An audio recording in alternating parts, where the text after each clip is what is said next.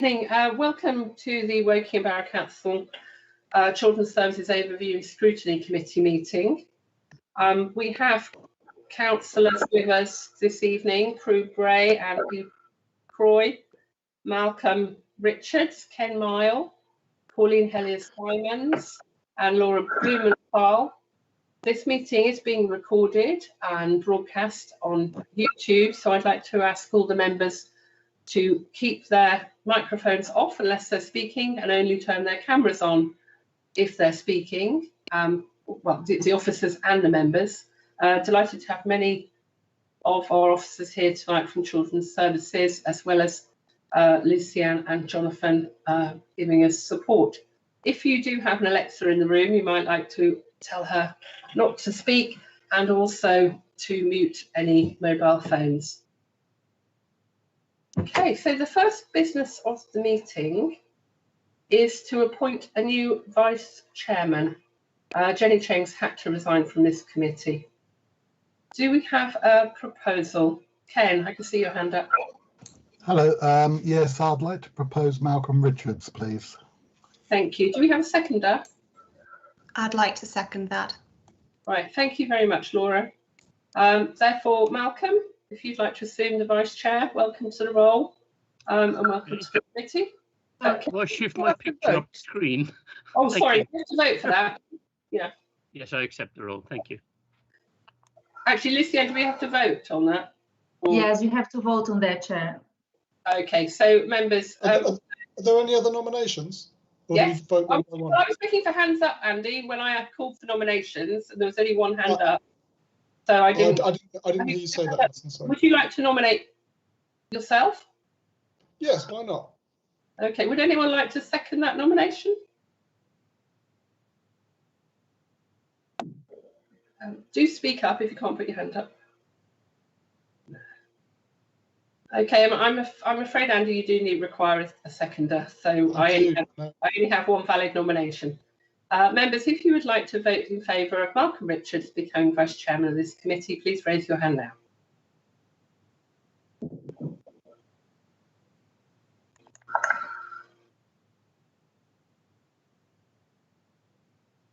Yeah, we have four hands up and 2 hands down. Okay. Oh, include right. Okay. So, yeah. So 5. Right. Put your hands down then. Do we need to ask for if anyone wishes to abstain? Would any member like to abstain? No. Great.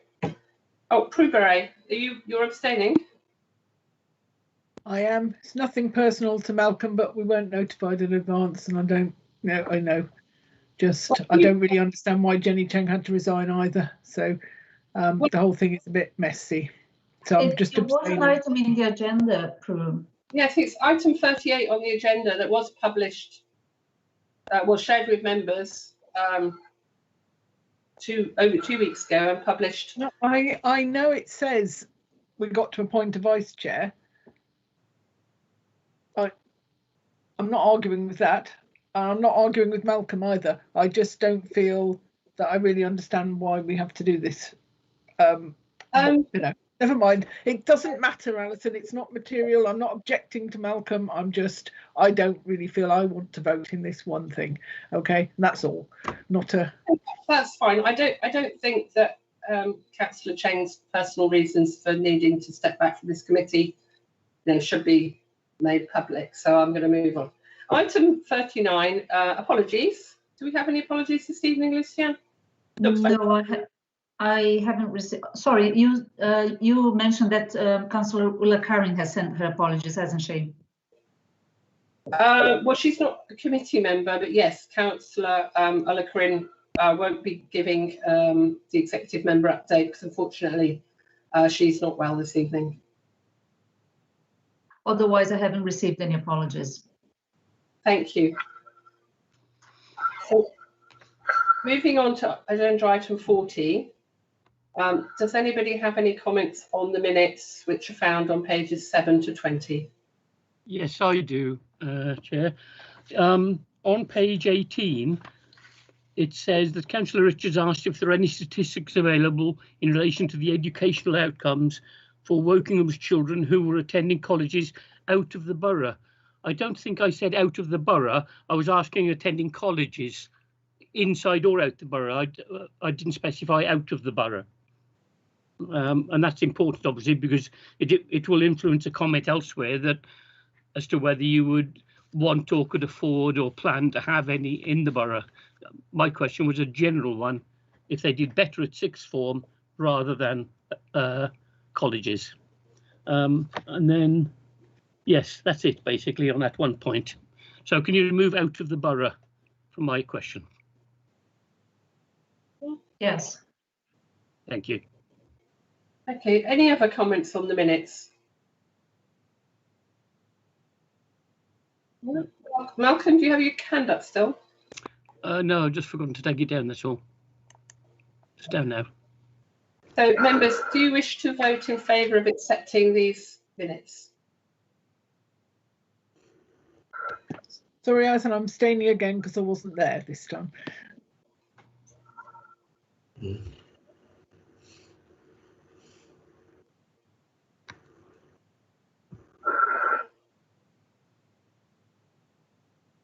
You want to speak, Andrew? No. You've got your camera on. Okay. Right, okay, hands down. Does anybody wish to abstain in addition to Prue?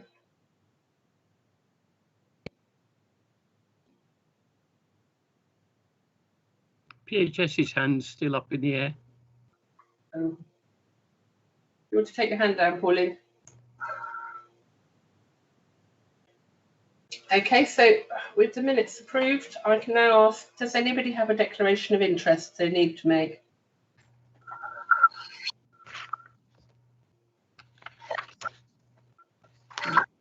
No. Okay. Come down, Alison. It's my Wi-Fi problems, I think. It's down. Good.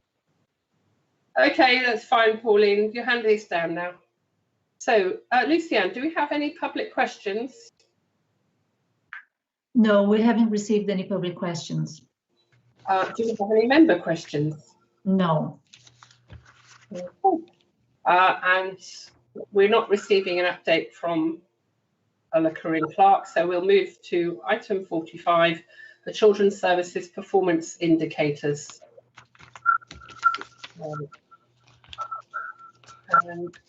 Could the officer who's going to take us through this introduce himself, please?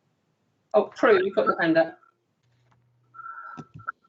So I just wanted to make a general comment, which is that these are the statistics at the end of December, and that is a good deal more timely than we've had in recent meetings. So I applaud that we've got more recent information, which is a good thing. I completely agree. Thank you, Prue. Nick, do you want to take us through the presentation? Or Yes. are you going to talk to it, because obviously members have got it? I don't know if you want us to share the screen, Alison? Yes, that's what we usually do at these meetings, Carol. So if Nick, you could share your screen, Certainly. give us the highlights, and then we'll take questions on each dashboard. Thank you. Thank you. Good evening, everybody. So as usual, we'll kick off with the education, health and care plans. So you can see that the snapshot current education, health and care plans in borough, we've got more in Q3 than we had at the end of Q2, and fewer EHCPs out of the borough in Q3 than we had at Q2, which is good news.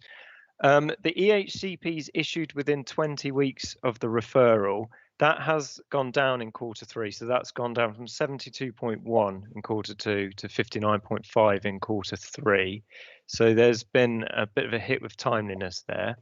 The good news around that is that in December, 100% of the plans that should have been achieved in December were finalised. And in January, the provisional figure that we've had is that 100% have been issued within 20 weeks of the referral. So it does look at the end of Q3 that that's not good news, but we are seeing that the tide is turning on that in the last couple of months. I don't know if you want me to run through the text of the report or if you want to take questions on this section now before we move on. Well, unless you've got anything significant to add that members won't have read, I think we'll go straight to questions. I can see Andrew would like to go first.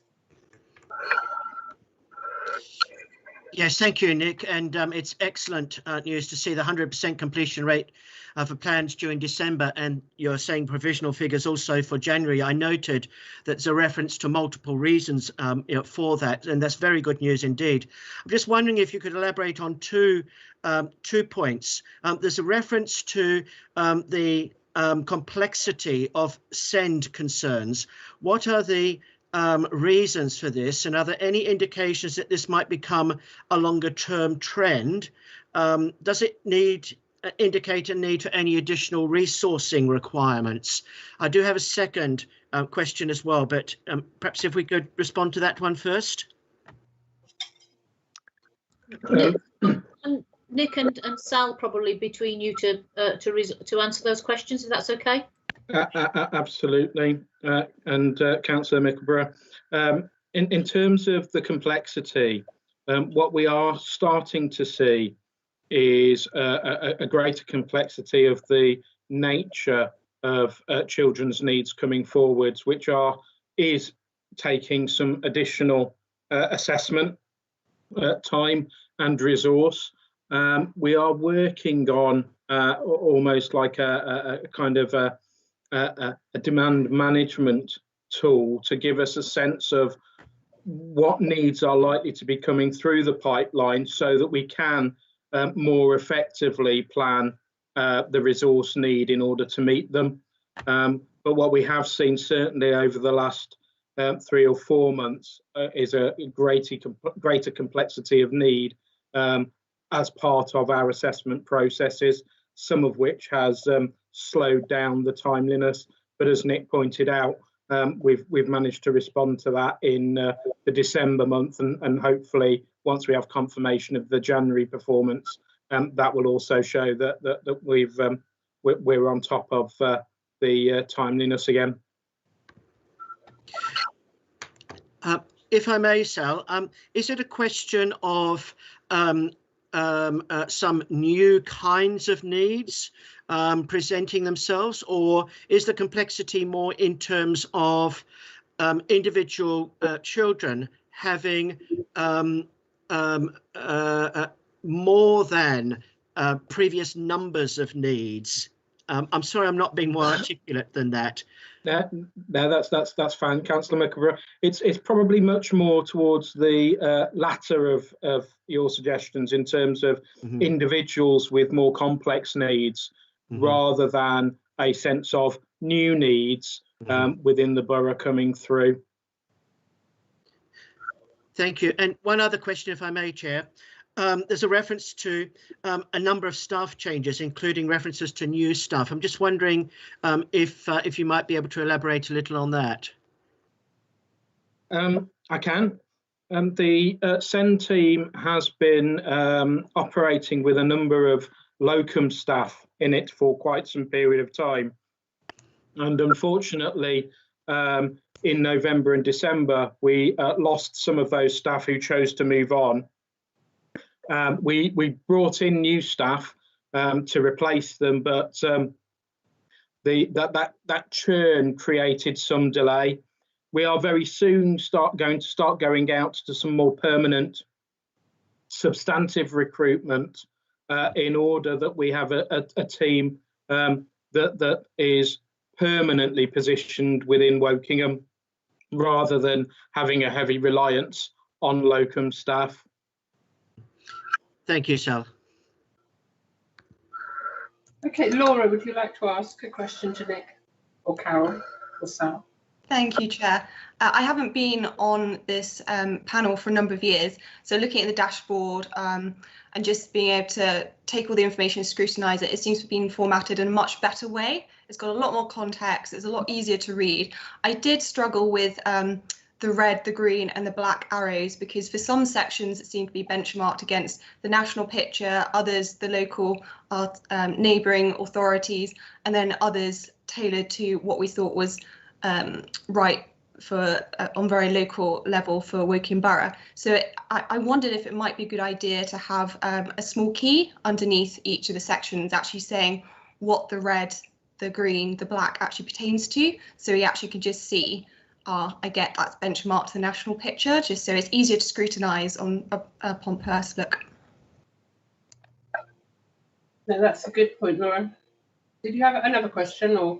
No, that was just my observation. Thank you. That's very positive. Any other questions on dashboard 1 from members?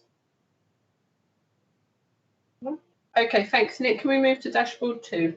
Certainly, thank you. So dashboard 2 is early help. What we've seen over the last sort of 2 quarters at least is a significant number of referrals into early help, so a real increase there. And obviously with referrals comes assessments as well. So the early help service is really busy at the moment. As you would expect then, the average length of time in days between referral and assessment completion has gone up. There is no sort of standard that we try to achieve there, but we do keep an eye on that, obviously. So I think the main takeaway from tonight really is that the early help service is picking up a lot more through it than it did sort of this time last year, which is good in the sense that the front door for children's social care is not necessarily seeing those numbers. So early help is picking up a lot more. Sorry, that might be slightly confusing message. I'm struggling to articulate myself. When members have asked their questions, maybe you could give a bit more context to that if yeah. you did. Yeah, no problem. Thanks, Carol. So do we have questions on early help? Okay, Prue. Thank you. My instinct is to say that this huge increase is maybe the first signs of people reacting to the pandemic and the issues that have arisen. And is that actually your feeling in Children's Services? This is like what we might have expected to happen given everything that's going on in the country, and it's quite good to have an early help thing to try and triage some of that. Adam, do you want to speak on that? I think it's been, I suppose, since when we've been looking at this, we've been trying to sort of predict and understand what may happen in the future. And so we were predicting post-summer holidays with a return to school, an increase of activity coming through the front door. And we never actually saw that in terms of contacts going through to referrals. And what's interesting talking to different local authorities in the area is that some are experiencing an increase and some aren't. And that's why we were very interested in this area of early help. And I was talking to another local authority, and they've also seen a similar increase in early help. I think it's about 47%. We're showing a significant increase as well. What we're starting to do is to look at the themes to see whether there's any themes within there in terms of what are the reasons. We haven't got an answer to that. If that was going to be a question, we haven't looked at yet in terms of what the theme or the nature of those of that activity in terms of how we group those into categories. But what this could indicate is that down the line, we then will see an outcome of some of this increase coming through to the front door, because as you'll see in the next slide, I think it is, or the slide coming, where we're looking at the front door, there hasn't been an increase. If you look on against last year, there's been a reduction, and over the year there's been a 5% reduction of contacts coming through to the front door. Yeah, it does. Yeah, it's hard to say until you've got that info. That was going to be my next question. Do you have any idea? So I suppose the only bit I've got remaining is, do you have any feel for how many of them might translate into people that need more from the service, or how many you can actually address through early help? Well, it's difficult to predict that at this time, I suppose. I think that will pan out over time as we start seeing what the outcome of their interventions are, whether they step down and close, or whether they step up and come back into statutory specialist services. Yep. Yes. Okay, thanks. Andrew. Yes, thank you. I understand that you continue to forecast demand for all all kinds of services, including early help. I'm assuming that is the case. My question is that with caseloads at an unprecedented high, even with some reallocation of staff to help cope with this, have staff with these high caseloads, including line managers, expressed any concerns about those workloads on their own personal well-being and also on the quality of assessments? That's not something I've picked up or has been raised. I think we're always, all our staff working in this current situation, we're very aware of the impact it's having on people in terms of working differently, and also some of the changing way that early help may be delivering some of its services, where there will be a reduction, obviously, due to the current lockdown and the situation in terms of those face-to-face activities. But it's something we're very conscious of across the board, really, of our staff around the impact of those additional pressures that working in this way can have. And the question about forecasting demand for early help services, that continues, does it? Well, I think, as I say, we were expecting an increase on the front door, and this is where the increase has grown. At the moment, we're managing that capacity. I think it's something we have to keep under review, because I think we have put energy into that predicting, and it hasn't always panned out correctly. So it'd be interesting to see what the outcome of these cases are that's currently with the early help, in terms of how many of those will be moving through the system, because as there's been less cases coming into the front door as contacts, therefore there's been a reduction on cases moving through those teams as they ordinarily would. Thank you, Adam. So, Adam, has COVID and the need for social distancing affected the number of days between referral and assessment, if you're not able to do the face-to-face visits so much? Well, I think what this table shows is there's been an increase in the days between the referral and assessment, but I think that's quite marginal considering the actual increase in cases that have been coming through.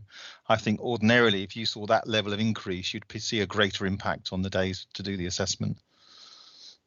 Well, makes it even more impressive on the standard of service that you're all achieving. Well done. Nick, shall we move to dashboard 3? Thank you. Yep. So dashboard 3 then, and we've spoken about this briefly a second ago, is the children's social care front door. So you can see that we've had very few referrals in quarter 3 compared to quarter 2. Yeah, so generally, against our sort of demand projection models, we've seen far fewer referrals across the year than we would have anticipated in any other year. The percentage of referrals that are repeat referrals has come down in quarter 3. So 18.5% of referrals that we've had in quarter 3 have been previously referred to us in the last 12 months. That is 18.5% is lower than the statistical neighbour figure, which hovers around 21%. So I don't think there's anything concerning in there at all, really. And the percentage of assessments completed within 45 working days is up to 80%, which again is an improvement on quarter 2 and an improvement on where we were this time last year as well, where it was 71.6%. So I'm happy to take questions on that, or Adam, you have anything? Yeah, I was just going to add. So the point I was making earlier is we never saw that spike or increase that we were expecting.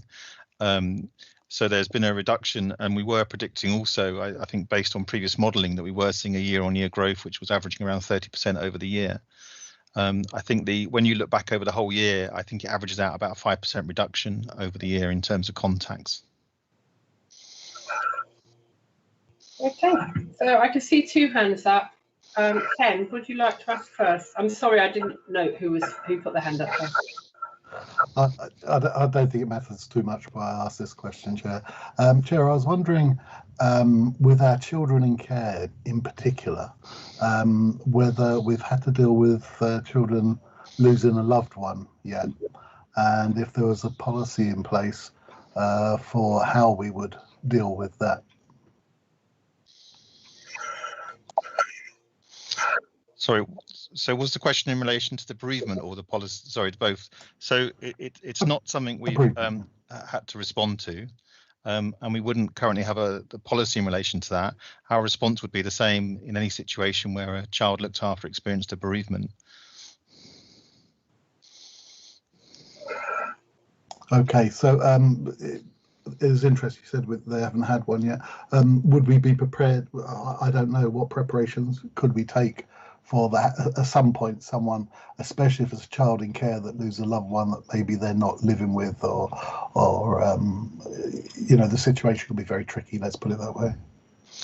I think for any looked after child, a bereavement at any time outside or inside COVID is tricky or challenging in terms of responding to that. I think that we would be looking to the people around that child, the family and the child and the workers who know that child best in terms of planning and responding to that, and then looking at the complications that COVID brings in terms of location or numbers that are able to attend. Thank you, Chair. Okay, thank you for your question. Andrew. Yes, thank you. You know, we know that lockdown and school closures are having lots of impacts on child and family welfare. Do you have any concerns that the very significant decline in referrals might be building up an unmet demand that might have resource implications going forward? So part of the planning we did in relation to expecting an increase in referrals was we put in place measures to ensure that we had supports in place for the front door, so to speak, if the numbers increased. So that was drawing upon other teams and other workers within the organisations that are experienced qualified social workers. So we do have capacity within the service. As I said earlier, numbers were reducing, and we do operate on we have a target caseload, and we are currently functioning around those or below those across the service. So we do have capacity within the service. Do you believe there is an unmet demand out there? I think in some ways, with all the lack of direct contact and engagement that is currently taking place with children, and the number of contacts not being where they were, my sort of obvious response would be there will be unmet or unidentified need rather than unmet need in terms of being referred through, because those agencies aren't engaging or having contact with children. And I think that's the national narrative in relation to one of the side effects or the challenges of schools being closed and lots of remote contact, whether that's GP or other professionals that would normally engage with children or have that contact. Thank you, Adam. Okay, let's move to number 4. I'm conscious we've got quite a big agenda tonight, so we'll be moving on. Okay, Nick. Thank you, Chair. So quarter 4 is about child protection. So the most noticeable figure on here is that quarter 3 at the end, we've got 161 children subject to CP plans. So to put that in a bit of context, at the end of quarter 2, that was 128. So there's obviously been a significant increase in children coming onto plans in the quarter. At the same time, the percentage of children starting a plan who had a previous one in the last 2 years is up to 25.5%. So obviously we're seeing children coming back onto a plan that have been on one before. There's been a small reduction in the percentage of child protection visits within timescale. So that's down to 78.4%. But the stats further down show the number and the commitment that we have to doing face-to-face visits. So you can see that the percentage of virtual visits that were carried out is you know, never more than 6% of all visits. So although the visits are maybe happening slightly out of time scale, you know, over the Christmas and holiday period, there's probably valid reasons for that. And it just underlines our commitment really to visit face-to-face where possible. There is an additional DFE lockdown metric that we've been asked to keep an eye on, and that's the percentage of child protection cases that have been contacted or visited within a 4-week period.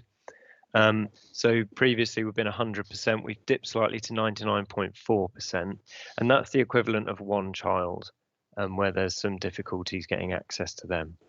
So any questions about child protection? I would like to ask Adam if you've had any issues that parents or carers were reluctant to accept a visit because of fears about, you know, COVID security? I think over the year, it's almost a year now, I suppose, we've been in and out of this response. That has been a feature with some cases. It hasn't been, I wouldn't say it's been a high number, it's been a feature. Well, presumably as time goes on, you know, all of our social workers are able to learn from each other about strategies for coping with that. Well, it's strategies. I think that it's not uncommon to have maybe some families that may be resistant to engaging with their social workers.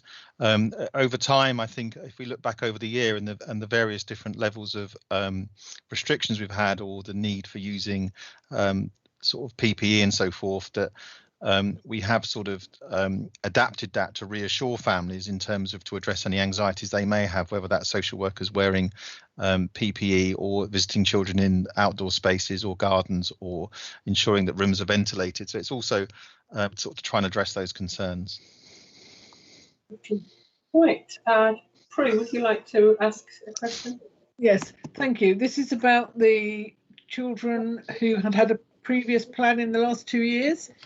So obviously that's quite a large percentage now, suddenly.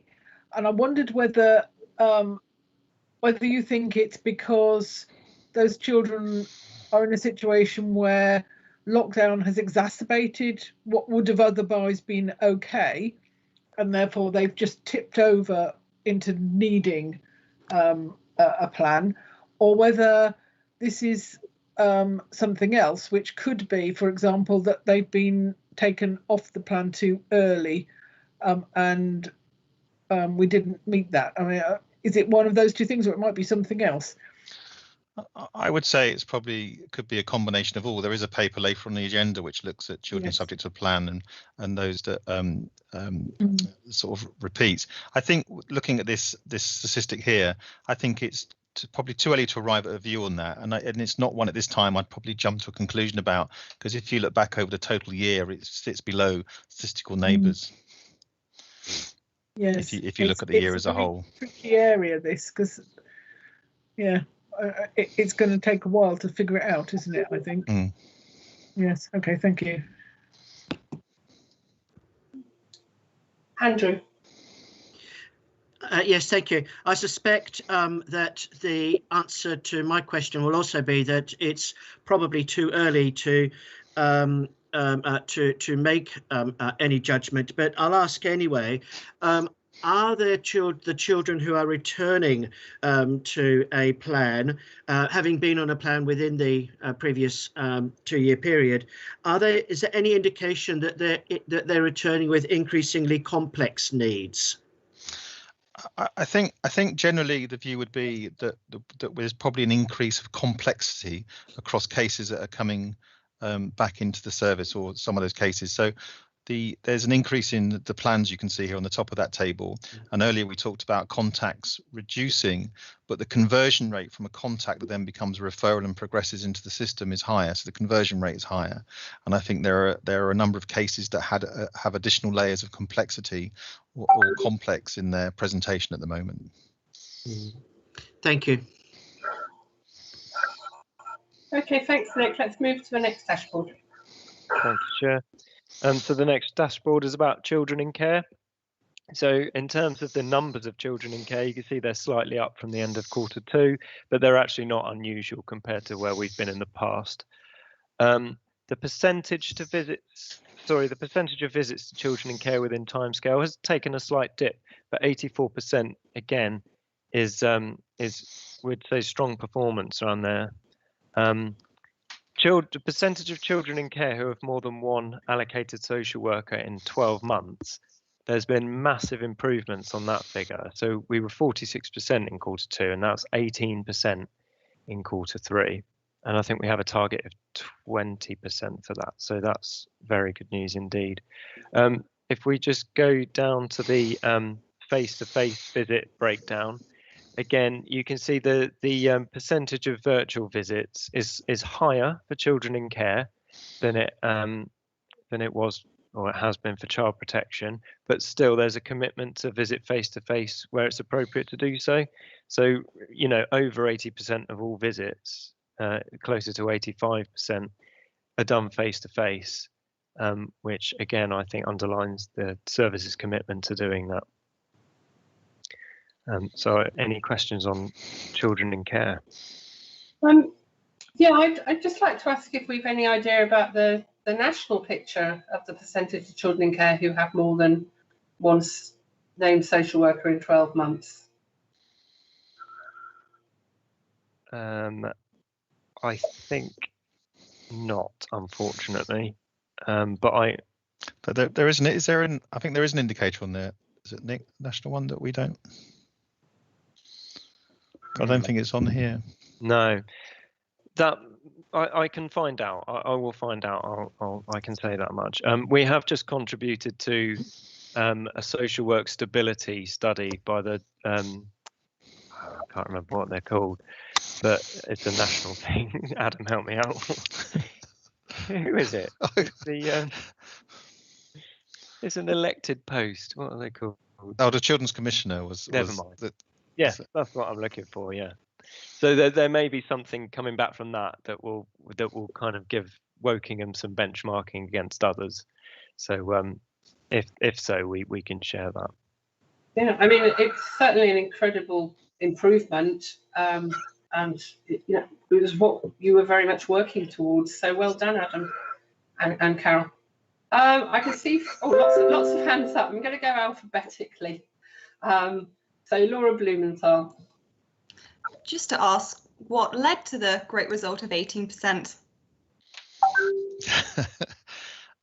We've been doing a lot of work around recruitment and retention and creating stability.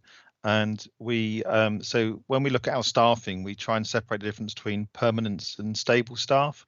So whilst we do have a cohort of interim staff that aren't permanent, we have created stability within those. A lot of, I would say, over half of the cases that children that are looked after sit within the Here For You team, which is the obviously looked after team, and they are predominantly they actually are all permanent workers, and it's around those cases progressing at that right time over to that team, and then providing that longer period of stability. But we do have that stable workforce, but it's the permanent workforce we're aiming for. Do we project that that's going to continue? Well, that would be our aspiration. However, with the positive of recruiting permanents, you by default create change, and that's always the challenge in social care workforce. Thank you. Okay, Prue Gray. Thank you, Alison. I just really wanted to congratulate you on reaching that 18%. It's not a figure I thought I would see for some time. I know everybody's been working really hard, and the children themselves have commented on it through the Children's Care Council in the past. So it's really, really pleasing to see it. So well done. Right, thanks, Prue. Pauline. Thanks. So I was going to comment on the same percentage. I mean, it's absolutely great because for children to have stability in the people that are looking after them is so important. Otherwise, they have to keep telling their same story over and over again to lots of different people. I was going to ask whether that is related to success in our recruitment and retention, but Adam's already answered that, and it is partly that, but it's also a reconstructing of how the people are sharing the work out. So well done, those who've been involved in this. It's terrific news. Okay, Andrew. Yes, thank you. I'd just like to ask two questions, please.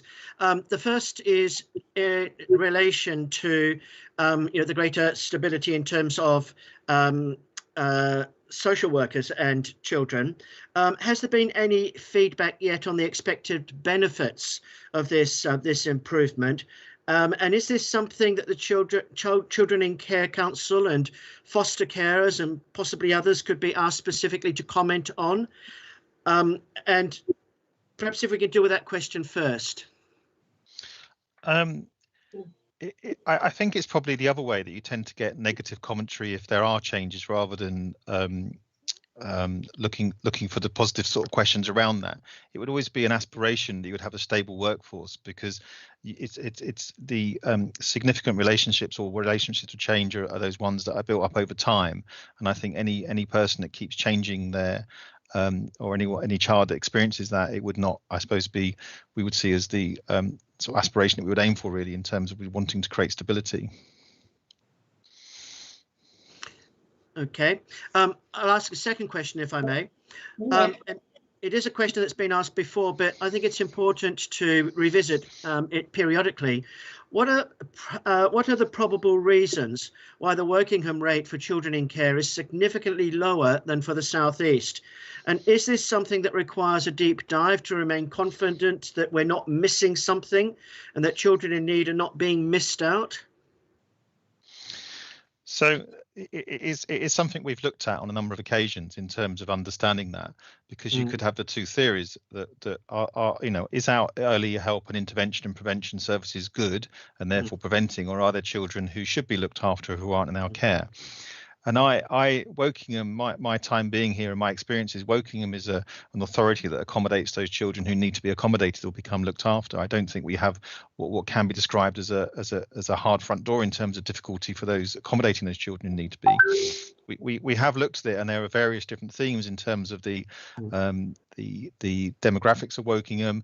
We also have a high number of SGO, special guardianship orders, so children come into care, and then the outcome of any court proceedings may result in a special guardianship order, which means they are no longer looked after at the end of that period. We also, in different years, we've had high numbers of adoptions as well, which means children leave care that route as well. At the bottom, I think, of this table, we indicate what the number would be if we were at the maximum of our number, and I think it's over 243, I think, in terms of if we were at the higher levels of the of other areas across England. But the number does seem to hover. 105 seems to be the number where it levels. We did see an increase in January of children coming into care, but we'll also see some leaving care as well. Thank you, Adam.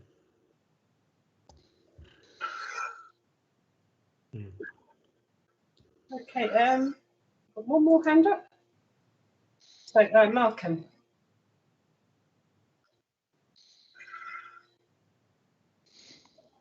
Malcolm Watson. Can you hear me? Hello? No, we couldn't hear you, Malcolm. Oh, sorry. Right. Well, firstly, my compliments also on this reduction from 40 odd down to 18. My question is just a clarification of something on the second point. Percentage visits to children in care within the timescale. So the timescale is the quarter. How many visits would that be for a child to satisfy that rule? Does one visit in a quarter to a child meet the standard, or is it as many visits as are required were done? So children who are looked after have different timeframes and requirements in relation to visits, depending on how long they've been looked after, how long they've been placed with their carers, or whether they're placed with parents or whether they're in a new placement. So visits can range from weekly. 6 weekly is the sort of default position. We tend to operate 4 weekly, so we bring it earlier. And what we've done during COVID is where restrictions have been applied, or the tiers have increased in areas, we've flexed that up to 6 weeks. So we stayed within the statutory requirement and moved away from the Wokingham requirement. Where children are stable in placement and permanent, you can move that to 3 months. And at a real extreme, you can move it to 6 months, even longer, but that's not a time frame that we work to, or we have any children that we're visiting in that time frame. So there are a range of different time frames for different children, depending on how long they've been with their carers and what their whether that's a permanent arrangement or not. Okay. And does that mean one visit would satisfy that, if that's what's deemed to be the requirement? One visit in 4 weeks or 6 weeks, whatever, that would satisfy the requirement for that child? That would satisfy the visit within time frames, but we would expect that because I was saying earlier, the focus is around positive relationships, that there is other communication or visits to that child outside of those time frames as well. So the engagement with that child should be at a higher frequency. So does that mean 84? Sorry for requesting this clarification. Does the 84% mean that 84% of our children in care get one or more visits within that timescale? Is that what it means? Within the timescale that's relevant to them. Yes. Is that it? Okay, so it's one or more visits in the timescale according to needs. Okay, thank you. All right, thanks, Nick. Thank you. So the next dashboard item is about care leavers. So we've had a slight increase in the percentage of care leavers in touch at the end of the period, and that is equivalent to 1 extra care leaver being in touch. The percentage of care leavers aged 18 to 24 who are NEET has gone up slightly to 38%. But just to put that in context, in Q3 last year, it was 39%. And, you know, in terms of the economy, we're in a much different position to where we were this time last year. So that would seemingly be not too dire, to be honest. The percentage of care leavers in suitable accommodation is 94%. So there's been a slight dip there. And in the text, we give a bit of explanation about who or where they might be placed, where they're not in suitable accommodation. So we've got 3 care leavers in emergency accommodation and 1 in a bed and breakfast. So any questions about care leavers? Okay, Andrew. Yes, thank you. I believe that WBC recently announced a programme to help young people into employment, including opportunities for work experience within the council. Are care leavers to be given any priority in this? And my second question is there any evidence to suggest how care leavers are coping with the pandemic, and in particular whether there might be any issues they may be facing that are not as prevalent amongst others of their age group? I'm not sure on the first bit whether there's a ring fence on that, if that's the Kickstart program that you're referring to. In relation to their needs, I think I know that Here For You were very busy over the Christmas period because we're very concerned about those care leavers that may be on their own, living on their own, and therefore not being able to mix as they would ordinarily. And I know that the Here For You workers and the PAs were putting together hampers for the care leavers and very much in touch and supporting them. So they have been obviously getting that additional level of contact and support. And I think, as we mentioned probably at the earlier meeting when the pandemic started, was that we were sort of communicating on different mediums that we weren't able to do before, in terms of being able to access other more social media platforms to communicate with our care leavers, which they quite sort of engage with very well. Thank you, Adam. Laura? Thank you. My question was on work experience as well, because those numbers are very striking, especially compared to the national picture of NEETs altogether, which it seems to be 11%, so it's still a large gap. And I just wondered what the council is doing to try to get just work experience for the care leavers, because I know the Children Care Council, that was always the one thing they said, we really need work experience. I don't know if there's any work to try to get champions and local businesses around here to really try to get opportunities for the young people, if we're working with other councils to try to do something similar, or maybe there's a national charity trying specifically to place care leavers in internships and other work experience placements. So I can pick up on that one if you want, Adam. Yes, thank you, Carol. Yeah. So we have recently put into post an additional member to our senior leadership team, specifically to look at this. So the remit of that role is children at the heart of everything we do, and it's very much about engaging local businesses and engaging the wider council, and to looking at all of those opportunities to support our young people with experience, whether that be internships, whether that be work experience, whether that to have a professional mentor from a business. So that's very much on our next period of transformation, and I guess in probably 6 months' time we may have some really good news to come back to you with. So perhaps we want to put that on the forward plan to have an update in, say, 6 months' time. That would be fantastic. That sounds great that you've got a dedicated member of staff looking at this. That's really exciting. Thank you, Carol. So I think the other thing is to say that we also have a new role within our virtual school for post-16. So that's the other additional bit. We've bolstered up our virtual school offer to look after children because it wasn't meeting needs. So we've now got a much more full offer, and that does include post-16 support. And I think that's a significant development that should have real benefits in terms of addressing that number, because I think you're right, whilst the numbers compared to earlier in the year or different years, it's still that number that's stark compared when you look at the national population. But I think that role that Carol's describing in the virtual school will be a significant offer for that cohort. I look forward to finding out how it helped. Thank you. Prue. Thank you, Alison. Just in passing, Adam mentioned the word kickstart, and I wondered whether any of our care leavers have got any positions through that scheme. I think you had to offer at least 30 places for interns and things, and they've under that, or whether that has had happened in the borough. So we are part of the Kickstart scheme, the council as a whole.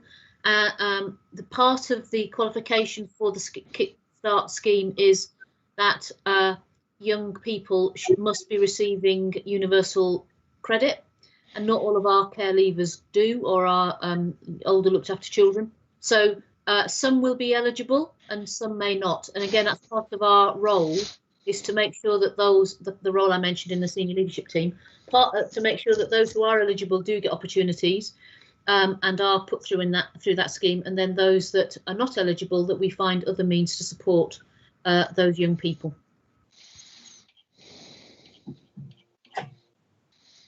Do you have a follow-up, Pro, or is that sufficient? That's fine, thank you. Okay. Could I just remind everyone to have your microphone off if you're not speaking? Thank you. Right. I have to say, I'm quite surprised that the NEET figure isn't higher, considering it's so difficult at the moment for anybody who's looking for a job to find one during the pandemic. So I found that was quite encouraging that it'd only gone up such a small increase. Right, so let's move to number 7. Thank you, Chair. So number 7, I think we need to change the dashboard heading for this, so apologies for that, because it covers much more than just children missing from home in care. So the number of children missing from home has gone up to 29 in Q3. That's a lot more than the last couple of quarters, but it's still lower than the same period last year. Children missing from care has reduced, and that's quite significantly less than this time last year.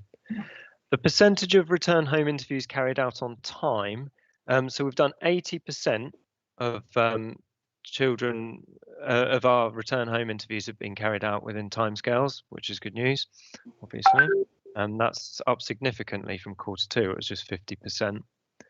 The children missing from education who are not currently on a school roll has increased slightly in Q3 to 5, and the exclusions, there have been 7 in Q3 for 2021. So happy to take questions on any of that. I think I'd just like to go straight to asking why we've had such a high number of exclusions in the last quarter. Sal, could I ask you to respond to that, unless Carol would like to? I was going to defer to Sal, so that's fine. Yeah, okay.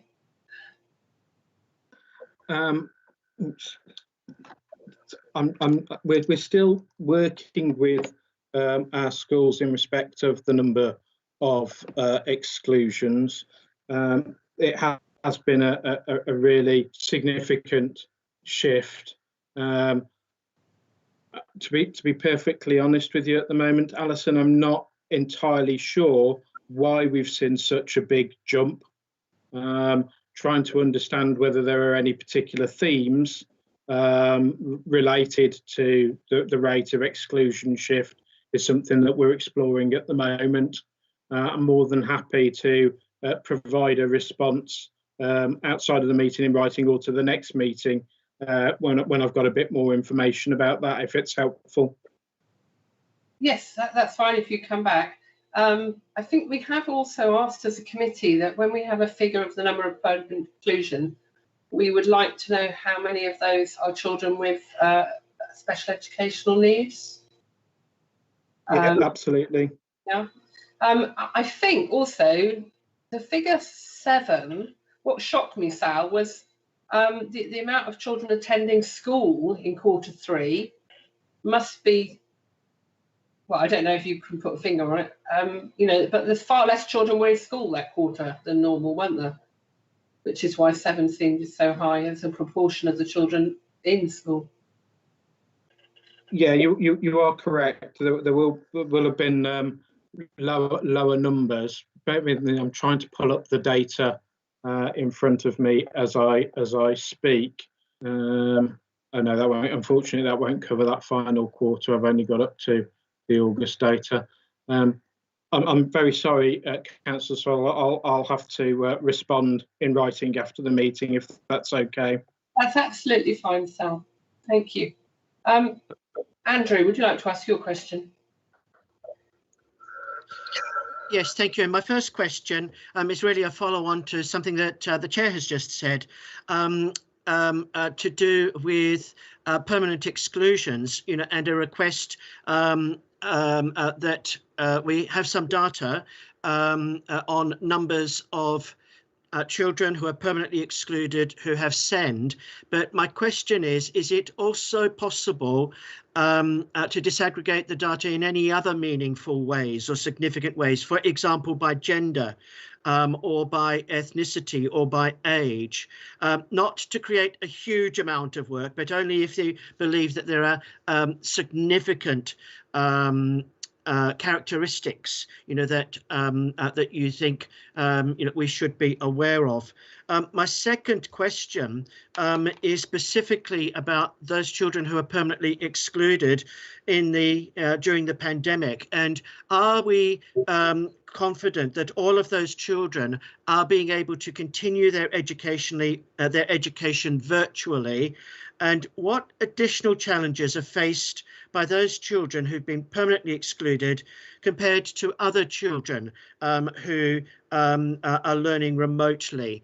And could any of those additional challenges have long-term impacts that we should be trying to address, you know, with those who have been permanently excluded?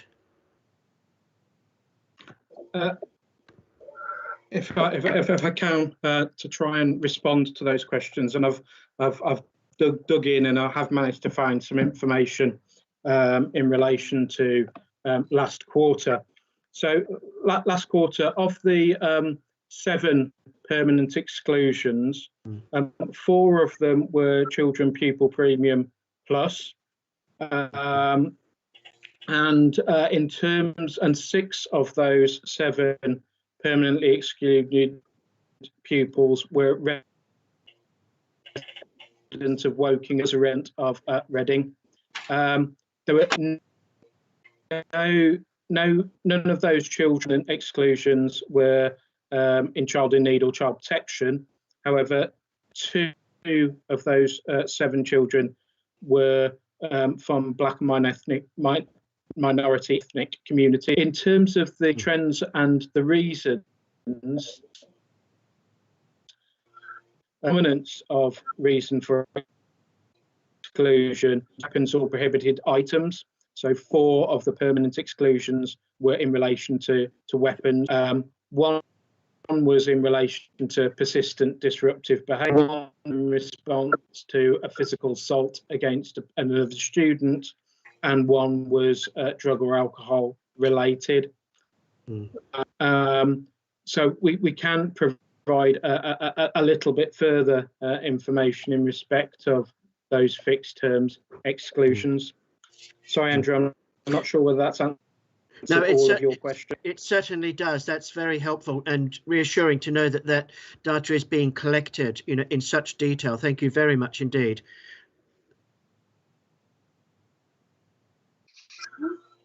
So, Andrew, I think Andrew did ask about, you know, what education is being provided for those who are permanently excluded. Was that covered? Yes. Is anyone able to respond to that? Yes, Sal should be able to respond to it, but you're on mute, Sal. I couldn't hear Sal that well. He was sort of breaking up in his answer. Sorry, it cut out as didn't quite hear that last one. Sorry. Could you repeat that? Yeah, what education's available for those children that have been permanently excluded? Oh, sorry. So when a child's permanently excluded, we do seek to place and engage that child in an alternate school, so that and we do as much as we can to minimise any disruption to their education. But we do recognise that there are instances where, unfortunately, it is appropriate for children to be taken off roll of one school because of whether behavioural issues such as, like we say, things that involve weapons, etc. And clearly we work with those young people and their families as well around ensuring a successful entry into another provision. Thank you. Thanks, Sal. Prue. Thank you. But before I ask my question about this, can I just say I believe that we were told yesterday that the head of Foundry College had sadly died, and I just wanted to express my condolences or thoughts. It's a great shame. Foundry College is where most of those people in that permanent exclusion list will have ended up. I think particularly if they're secondary age. That was a very sad to hear. Yes, I was going to make an announcement about that, Prue. Carol, yeah, okay, I'll let you do that. Shall I ask my question? Carol is to speak at the end of the meeting because sadly Jay's not the only much valued and hugely missed member of staff that we've lost this month.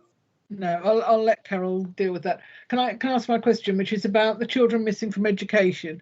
I know it's still a small number, 5, but I wondered whether the increase is just a blip because it's one of those things, or whether there's any of those people you believe had withdrawn their children from school because they didn't want them going during the pandemic. Is there any of that going on? In terms of the children missing from education, there's a period of time through which it's determined whether a child is missing, and then there's also those children that are not currently on the school roll. Again, I would have to go into the detail of each of those 5 individual cases to be able to provide any sense of what's the response behind it. Given where we are in terms of the pandemic, it's unlikely that it's been related to those children that or parents that choose not to send their children into school because of the pandemic. In the first lockdown, you'll be aware that there was a legislative relaxation, and that again has been put in place in respect of attendance codes. So actually, children at the moment are not, parents at the moment, sorry, are not compelled to send their children into school currently. So therefore, they wouldn't necessarily be classed as a child missing education. So I very much doubt that is the case. Councillor Bray. Okay, thank you.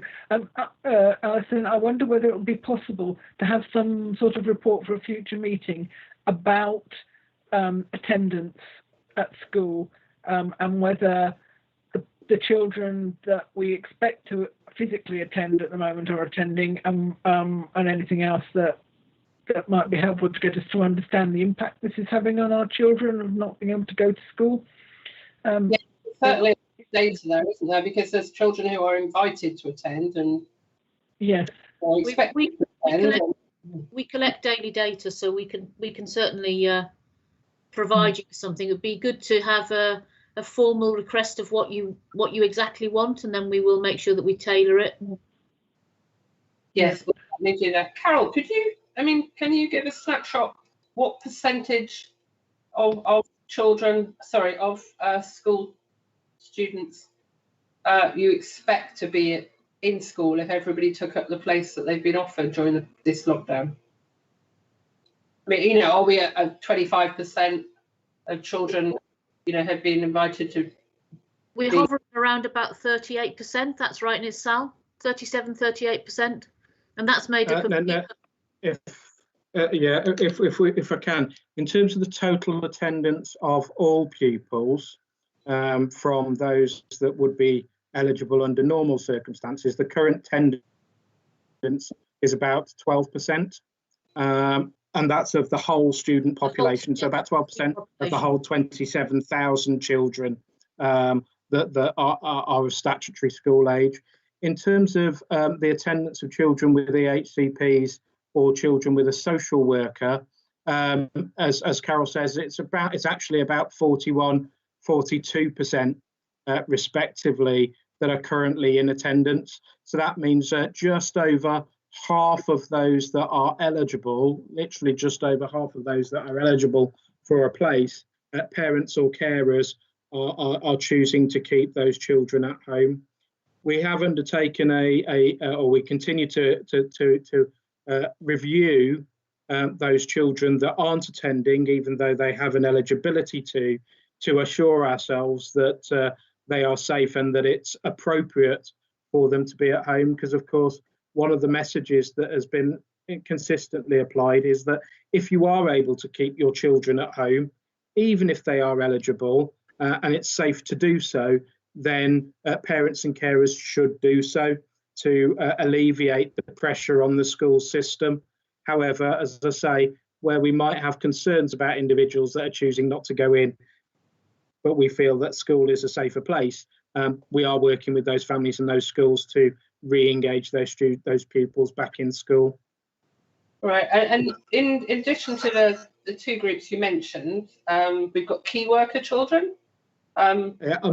Unfortunately, because we don't track how many key workers we have within the borough and how many key workers have children, we're unable to provide any data as a result of how many potential key worker children should go into schools. We do know. Sorry. I was going to say, and then there's a sort of fourth cohort, which is the government having said a child that doesn't have a laptop or access to the internet, then they're also able to have their education in school. Is that correct? Yeah. So the government has said that any child that doesn't have a laptop or a quiet space to work at home can request a place from school. Again, that's a really difficult challenge to understand how many children across the borough may form part of that group, given that there isn't a register, as it were, of families with equipment or space within the borough. How many? Well, I mean, does the parent have to, apply for their child to be able to go into school, or do the children just turn up at the gate? No, parent has to request it from the school, because the schools also have to manage the safe capacity that they've got available.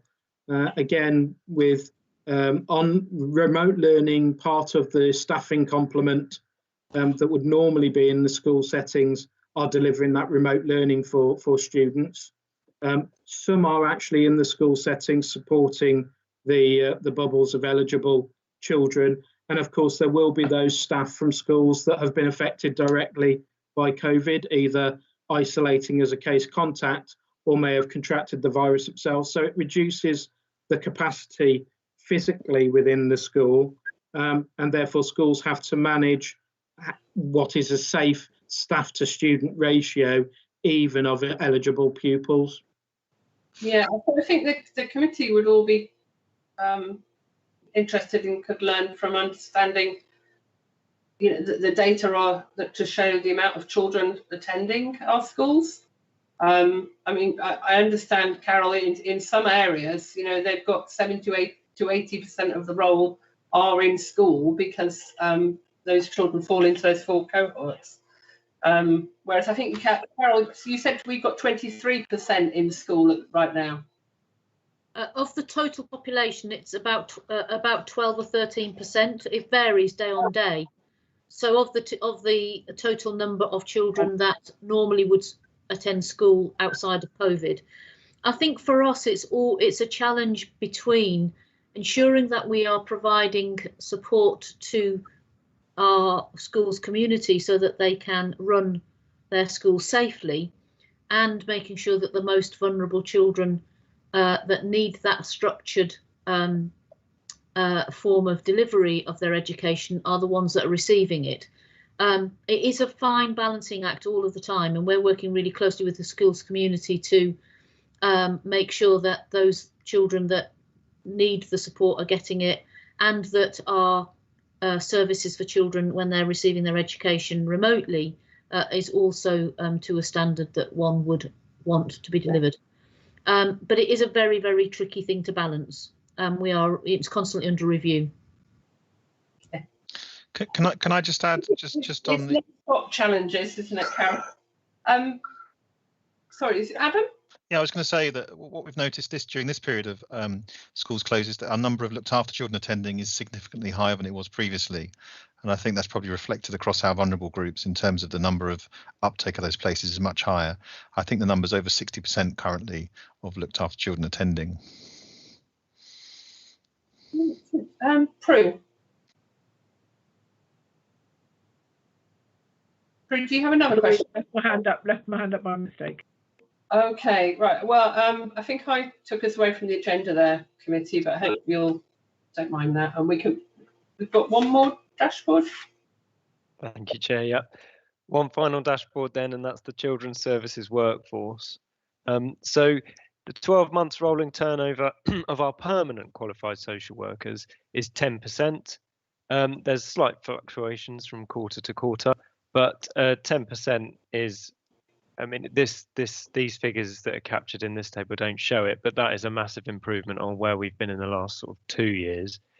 So 10% is quite good, I think. And the percentage of agency staff across qualified social work workforce is 28%. That's now confirmed, and it's no longer the predicted figure as it says. So a stable, permanent qualified social work workforce, and around 28% of agency staff in our social work workforce. So any questions about that? Malcolm.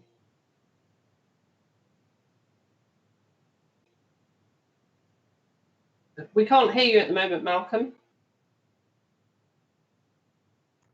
I have to click it twice to get it to work. Right, this percentage of turnover of staff, do we know what caused it? Do they go off to other companies to be social workers somewhere, other organisations, or do they leave being social work? Do we know why they leave generally?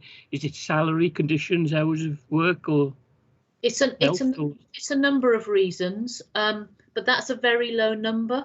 So right. Back in late 2017 into early 2018, and even into middle of 2018, it was up at around about 36%. Yeah, I remember. So we've got a very stable, permanent workforce. Some of those are staff that, we'll be working with in relation to whether or not it's the right, that they want to have a change, they want to change your career. It may be for all sorts of reasons. We do track it, and we do exit interviews, so we know exactly the reasons why. But some of them are very personal reasons to staff. Some are progression. Some are because they move geographically. It can be a whole manner of reasons. I don't know, Adam, if you wanted to add anything to that. Yeah, so we do undertake exit interviews where we can with those staff that are leaving, because obviously that informs around any planning around retention or retainment moving forward.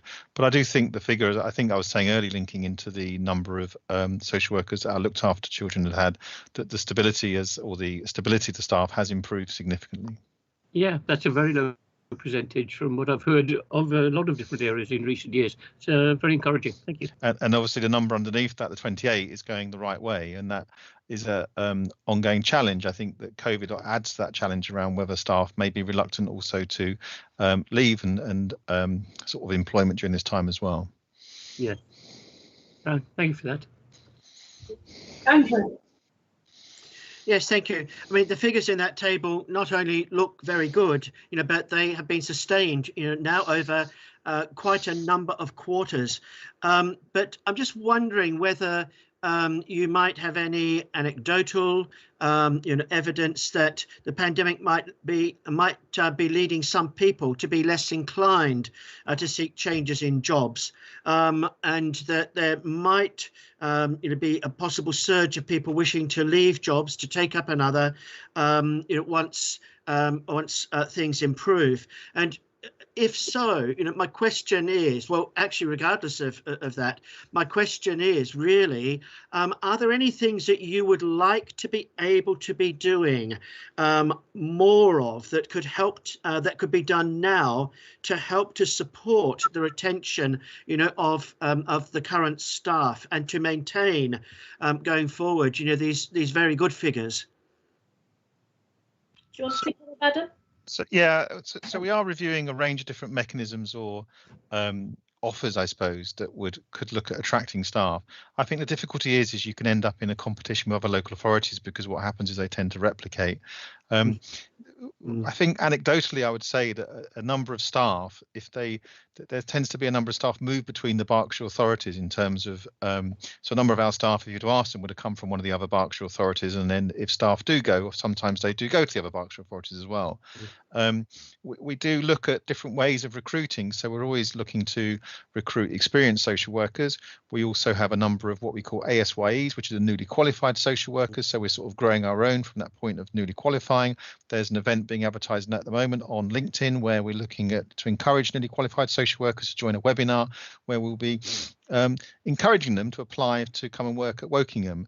And I think the things in place, sometimes it's not always about those sort of gimmicks of retention or those sort of financial ones. Often it's about the messaging that we create about Wokingham in terms of supportive environment, manageable caseloads, development opportunities, training, all those things that makes it a good place to work, and we want people to be attracted to. Thank you, Adam. Yep.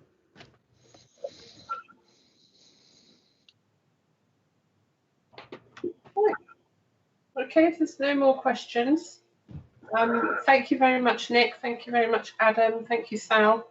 And then we'll move to the next item on the agenda, which is the SEND strategy. Sal, would you like to introduce? Is it Adam? No, not Adam. Matthew. Matthew. That's it. Yeah. So colleagues, as you'll be aware, we had the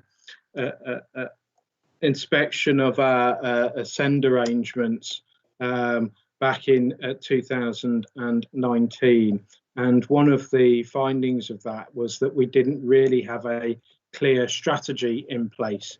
And as part of our written statement of action, we very quickly moved to ensure that we did adopt a SEND strategy for Wokingham. And colleagues may remember that at the time, when I came to Children's Overview and Scrutiny, I mentioned the fact that we wanted to go further and demand more of ourselves in terms of having a broader co-produced SEND strategy with our partners, rather than a strategy that has been purely written by officers and then consulted on. So we have been over the course of the year working with partners on the development of a SEND strategy to replace the current and existing one. And I'm going to hand over to Matthew Booth, who's been assisting us in facilitating that partnership working and really helping us to bring this strategy together and bring it to life, really, in terms of the work that we've been doing. And we are very much hoping that at the SIB in SEND Improvement Board, in February, that we will be looking to adopt this strategy on behalf of the whole partnership, SEND partnership. So I'm going to hand over to Matthew, who can do it much more justice than I.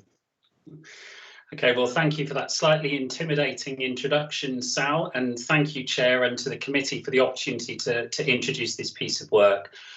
What I propose to do in the interest of time, if it's acceptable to you, Chair, is just to cover quite briefly through a whistle-stop tour the kind of key points of the report that's been submitted in order to enable the most amount of time for any questions or views from the committee, if that's acceptable. So I'll just go through quite briefly, but covering the key significant points in the paper that was submitted. I believe that the committee also received with papers a copy of the consultation draft of the strategy, which was the draft that we submitted for public consultation before Christmas, towards the end of December. And as I think I indicated in the paper, that public consultation closed very recently, literally yesterday. So we have the final consultation report that has been sent to me this morning. So I can give some hot off the press figures around public feedback, which has come from parents and carers. It's come from education professionals and from health professionals as well. So if that's useful, I can give some hot off the press feedback on that. But obviously, as the consultation only closed at the weekend, it wouldn't have been possible to have submitted those in advance to the committee. So, but happy to provide that information if it's useful. So, and I think we'd also, well, I hope you're going to delight us with the amount of people who participated. Okay, well, that depends on what the threshold for delight might be, but I'll definitely be able to feed that back. Yes, we do have the number of formal responses that we've received, and I'm happy to come on to that. Chair, no problem at all. So in terms of the report itself, I think the first thing that I would call attention to is what we say in terms of the background. This is largely just explaining the context for the strategy. Sal is absolutely right to introduce this, I think, as a local area strategy. And the point that I would make about this is the fact that obviously the local authority, Wokingham, has a huge amount of legal and financial responsibilities to children, young people with SEND and their families, but it only has very limited resources with which to fulfill all of those responsibilities. So this has absolutely throughout the process been a local area and partnership strategy. It's about trying to bring schools, education professionals, health professionals across various different health agencies, the voluntary and community sector, professionals at all levels who have a stake in improving outcomes for children and young people with SEN together to actually agree what the next steps are going to be for the next 3 years to deal with the issues arising from the fact that demand is increasing, needs are increasing, the complexity of some of those needs is increasing, but actually the money that is available to partners, including the council, to address all of those needs is not necessarily increasing exactly in line with those needs. So we have to think strategically. Wokingham is a fantastic place for children and young people to grow up, but the aspiration of this strategy is that it is a fantastic place for children and young people with SEND to grow up and for their families as well. And we lay out some of the key challenges. We lay out some of the challenges referenced to demand, and I can come on to those in a little bit more detail in a moment. And also set out in this context and background some of the steps that we've taken to engage a wide variety of stakeholders in production of the document.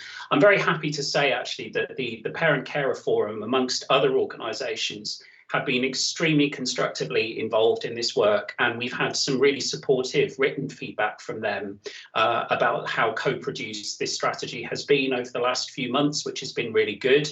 I think suffice it to say, though, I would caveat that by saying that they always remind us that actually the devil is in the detail, and the detail is all about delivery. So now the challenges are going to be for us, once we've refined the final version of this strategy following the feedback we've received, we're going to have to keep that co-production going well into delivery to make sure that we deliver in true partnership with families and professionals outside the local authority as well.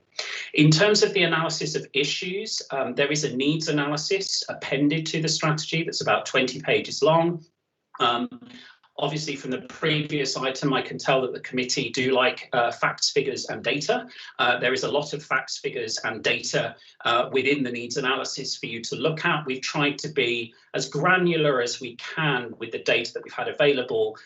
Nick, who spoke to the previous item, has been extremely helpful and incredibly hardworking with preparing a huge amount of data for us in relation to various different aspects of SEND needs and services and demand and so on. And as colleagues have already alluded to, that kind of work is growing in maturity all the time.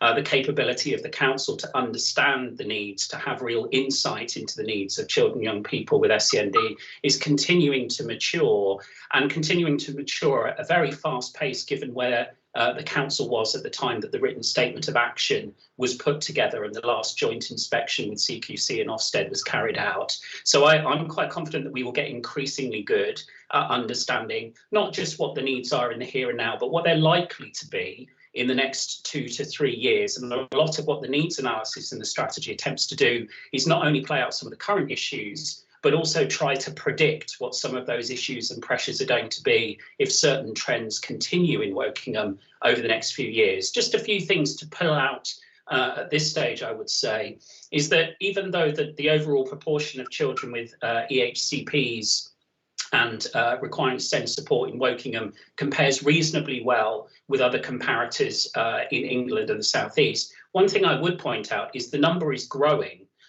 We point out that the number of children with EHCPs is growing, and the proportion of children who are requiring some form of SEND support, whether it's through a plan or SEN support in general, is growing at a very significantly greater rate than the overall population growth. So you have about an 8% increase in the kind of needs that we're talking about here, but a 4% increase in the population over the same period.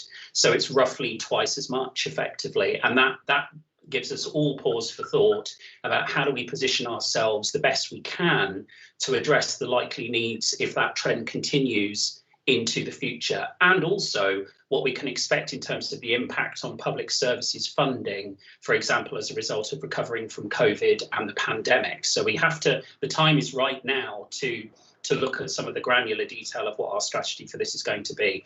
I won't repeat everything in the needs analysis because I'd rather that committee members have an opportunity to ask some specific questions if they have them, except to say we do talk about particular need increases, for example, in relation to autism spectrum disorder or ASD, various types of learning disability, and social and emotional mental health, or SEMH as it's referred to in the acronyms. Those are particular areas where demand increases have been noted over the last 3 years. And everything about the data with our trend analysis we're attempting to do and the predictions we're attempting to make would suggest that that need is set to continue. So that raises all sorts of questions for us about what type of provision do we need in Wokingham, where is that provision best located, and all sorts of other things that I will come into in a second. We lay out some of the feedback from parents and carers of areas of success, but also areas to improve upon at the start of the strategy, and lay out the areas that were picked out in the written statement of action to make sure that we do not lose sight at all in the SEND strategy of the key areas that Ofsted and CQC determined were priority areas for Wokingham to improve. I would point out at this stage that, as I think a colleague might have referred to earlier, Wokingham is in good company with the numbers of local authorities that have been asked to improve their services for SEND through joint inspections. Wokingham is not at all in a unique position, neither is it in a unique position in terms of struggling with resource and funding. That actually is quite common across the country in relation to SEND. But nonetheless, it gives us some really good things to focus on and make sure that our strategy and our action plan addresses them. Financial challenges I'll come on to in a moment because we lay out quite a few of those and how this strategy will help to address them later in the report. But just to cover the strategic priorities that we set out, there are 4. They are all aimed to deliver a very simple vision, which is to improve outcomes for children and young people with SEND and their families. The first priority relates to local provision meeting local needs. So this is where a lot of actions that we intend to take sit, which relate to trying to strengthen Wokingham's local offer for children and young people with SEND and their families. That's about improving the sufficiency and the consistency of that provision.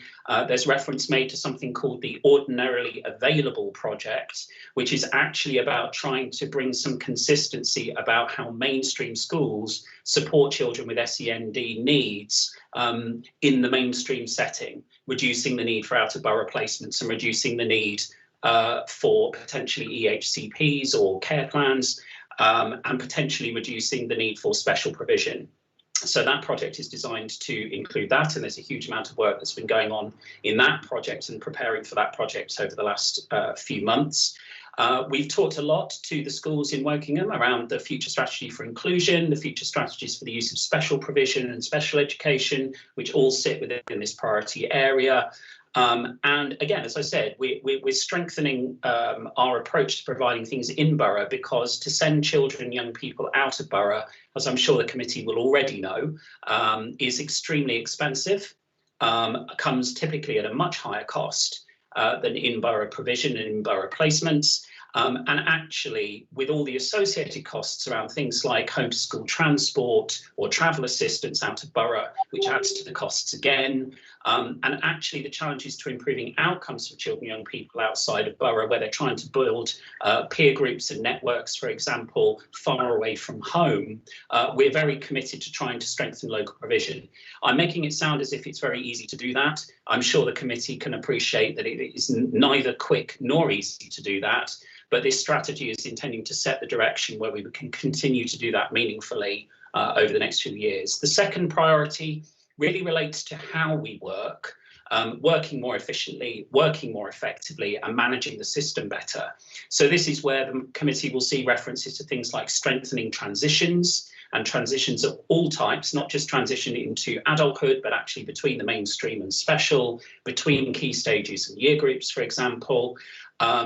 Ensuring that we're consistent in the way that we plan, in the way that we assess needs, in the way that we review the outcomes of EHCPs and care plans, and whether or not we're delivering what we actually said that we would deliver, and whether outcomes are improving in the way that we want them to improve, and to ensure that all of those assessments are done in a timely manner. So Nick, in his earlier data assessment, covered one of those indicators that we will be looking at in the strategy, which is around timeliness and quality of EHCPs for children with SEND. That absolutely is one of the things that we would focus on within the second priority. We also want to make it easier for parents and carers to engage with services.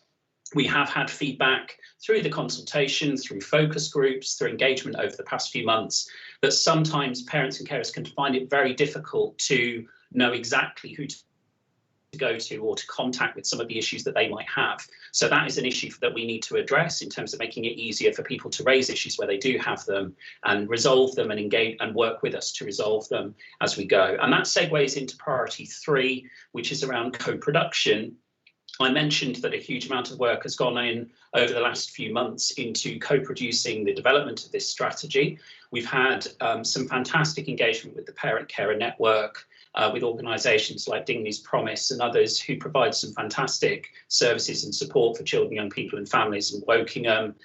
They've been really great in terms of promoting the public consultation. They helped arrange focus groups at very challenging times of the year during lockdowns, and really push the work that Wokingham is doing on SEND strategy to parents and carers, and to try and really get them involved and engaged in this work. So it's been a pleasure to meet with them. It's been a pleasure to hear what they have to say. Some of their feedback is very robust. Some of it is very challenging for us, but points us towards specific areas where we need to improve, and lays the foundations for what I would call genuine co-production, where it's going to be a real partnership with those families as we go forward into delivery. The last priority, and then I will move on into the next section, is around being enabled through intelligence and strategic commissioning. This is about using our data better, using our intelligence better, smartening our commissioning approach, looking at how we spend our money, getting value for money from that, and measuring ourselves against tough performance measures so that we can really see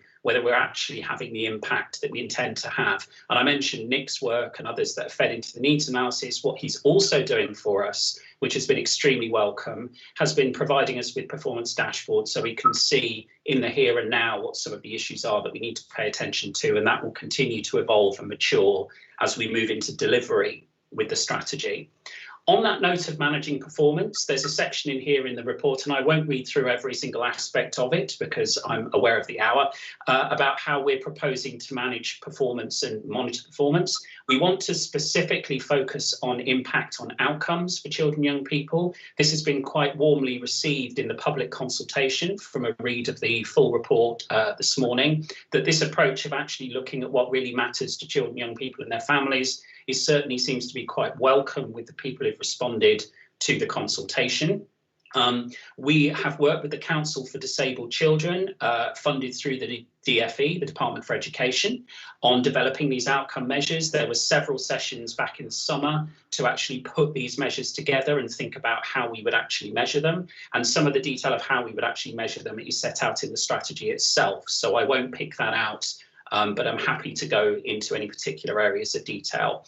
This will be supplemented by key performance indicators like timeliness and quality of assessments, for example, like complaints, for example, like informations relating potentially to either exclusions or tribunals or whatever it is that we actually feel are the priority service metrics we want to pack out. And they will also be incorporated along with the outcome measures. So between all of that, we should be able to see once we get into delivery, are we really having the impact on people's lives that we intend to have, and to monitor that very closely. And I'm sure I would speak on the behalf of colleagues on the call here that we'd be very happy to provide timely reports on the progress with delivery around that, if the committee would like to receive those. So in terms of the public consultation, I make reference to that in the report. As I said, I think the chair asked about the numbers of respondents and whether we would be delighted or not delighted.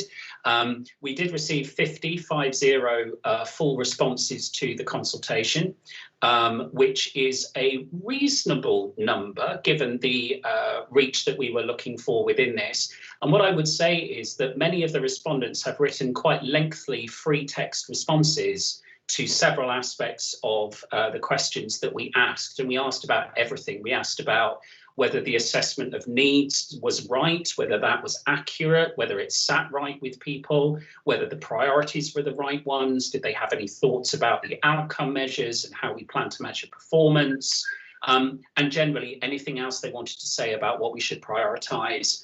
Generally speaking, I would say that it seems that the public consultation has been very positive in terms of supporting certainly the outcomes from the needs analysis and the conclusions that we've drawn about the priorities. There are clearly some very robust and challenging pieces of feedback within this as well about how is this going to make a difference to us and flagging specific issues relating to specific areas of SEND, which is more than understandable from a public consultation. But I would say that broadly speaking, the feedback that we've had is very encouraging, but definitely raises the bar in terms of expectations around delivery. And it's one thing to lay out in the strategy what we intend to do, it's another to deliver it. And it just really heightens for me the need to be really clear and transparent about our commitments going forward and how we measure our performance. So just a brief note then on a couple of other items included in the report. One is around finance. And this just attempts to lay out the really challenging financial situation that we face in terms of resourcing the aspirations that was set out in the strategy. We are having a lot of very intensive and I think constructive conversations, but challenging conversations with some of our partners, particularly schools, in relation to how we resource this and how we use the high needs block funding available to us to resource this strategy. There's a huge amount of work ongoing with commissioning colleagues and finance colleagues to start to align our financial strategy and our financial objectives and requirements with the detail of the action plan included in the strategy. And again, I'm happy to go into some of that in greater detail if the committee would like. I do lay out in this report, I think 10 ways, if I remember, nine ways in which the strategy is attempting to address some of the demand and financial challenges, which range from everything through to some points there that are made about joint commissioning, for example, with health and with education, and exploring some of those opportunities for strategic joint commissioning more, which our colleagues in health are certainly very receptive to, as are some of our colleagues in neighbouring local authorities, which is very encouraging, and we will look to take that work further forward. I've mentioned the Ordinarily Available project about ensuring that resources within mainstream schools are better utilised, reviewing things like resource-based provision to ensure that what's provided through resource bases is what we actually need, starting to pay attention to the costs around homeschool transport and travel assistance and some of the opportunities to reduce costs around that through building that in-borough provision over the coming years. Looking at some of the funding models that we have in place already and starting to review those for different children with different needs at different key stages. And also looking to strengthen as far as we can local special provision. And there is reference there to the new DFE funded free school in Winnish Farm, which will certainly make some form of contribution towards that. Before I shut up, which I'm sure the committee will be very glad that I will eventually do, I would just touch on the public sector equality duty and the fact that obviously the strategy is at a very advanced stage, and Sal rightly says that we're looking to present this final version back to the end of February Send Improvement Board meeting. But prior to that, we will be looking to refine further the points that are laid out in this report that relate to equality impact.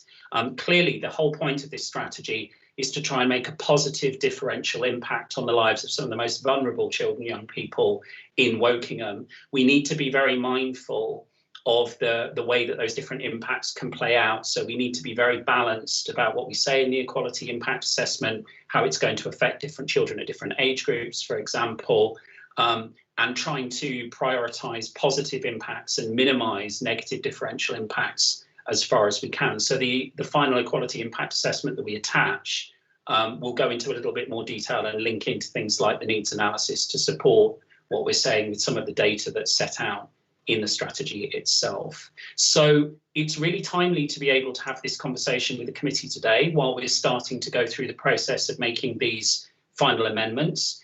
Very much welcome any sort of comments or questions or any feedback that the committee feel that we should be taking into account as we go through the final stages of refining and developing the strategy.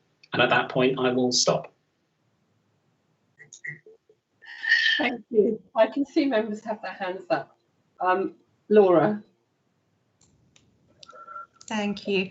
And thank you so much, Matthew, for a really thorough overview of the plan. That's really useful. I'm new to the panel, so I'm not overly familiar with the Council's last SEND strategy. So it'd be really good to find out a bit more about what's changed this time around. What are we focusing on a lot more now? So a very interesting question. So I should say, and I'm sure that Sal and Carol will have their own take because obviously they were closer to that older version than before I started to support on it. I think one of the major differences has been the process actually for putting this strategy together. So I believe that the previous strategy was lacking in some regards in relation to the co-production element. And when you read it through, it feels a little bit like it's quite local authority centric. So what I would say is that what we've done through really majoring on the engagement with partners, parent carers, focus groups, evening sessions, we threw everything at engagement over the course of the last few months.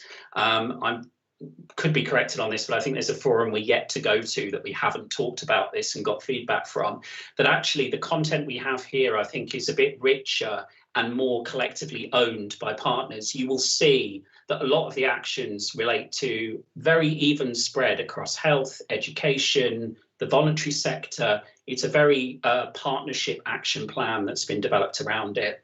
The other thing that I would say, and I welcome Carol's input, I know she's put her hand up, is that I think it's a lot more evidence-based. I think it's got a lot sharper on data. And I think that the needs analysis work that we did to really try and understand some of the here and now trends, but how they relate to 3 years worth of direction of travel, and all the work that Nick has done to help support on that is another big step on, is what I would say. But I welcome Carol's view. She may feel differently. I don't really have anything to add, Matthew, because that was really comprehensive. But we knew that it was educationally centric as well. So that's the other major difference, that this is a local area partnership piece of work. The SEND agenda is not just local authority; it's local area. And the other big difference, and I think Matthew's underplaying the work that he's been doing over the last few months, which has been absolutely humongous. But this strategy is completely co-designed and co-produced, whereas the last strategy met what you might, and it was before my time, but it was what we had when we were, and Sal's, what we had when we arrived. It met the bare bones of what you might say were in the Children and Families Act, where this one is about us being, positioning ourselves to be in a position where we're offering and providing the best services we can to our children with additional needs as a partnership from an evidence base, as Matthew said, where before we didn't have the evidence really to back up where we should be focusing our resources. Great, thank you so much.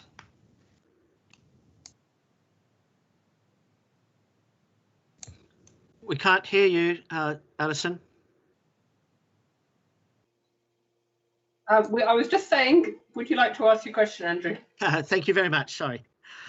Yeah, thank you, Matthew, for an excellent presentation, and thank you for all the work that you and so many others have done in the production of the strategy thus far.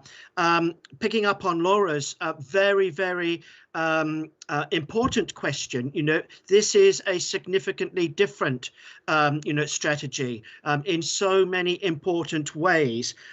It's produced thorough and very accessible documents, and I think it's an excellent illustration of the benefits of co-production.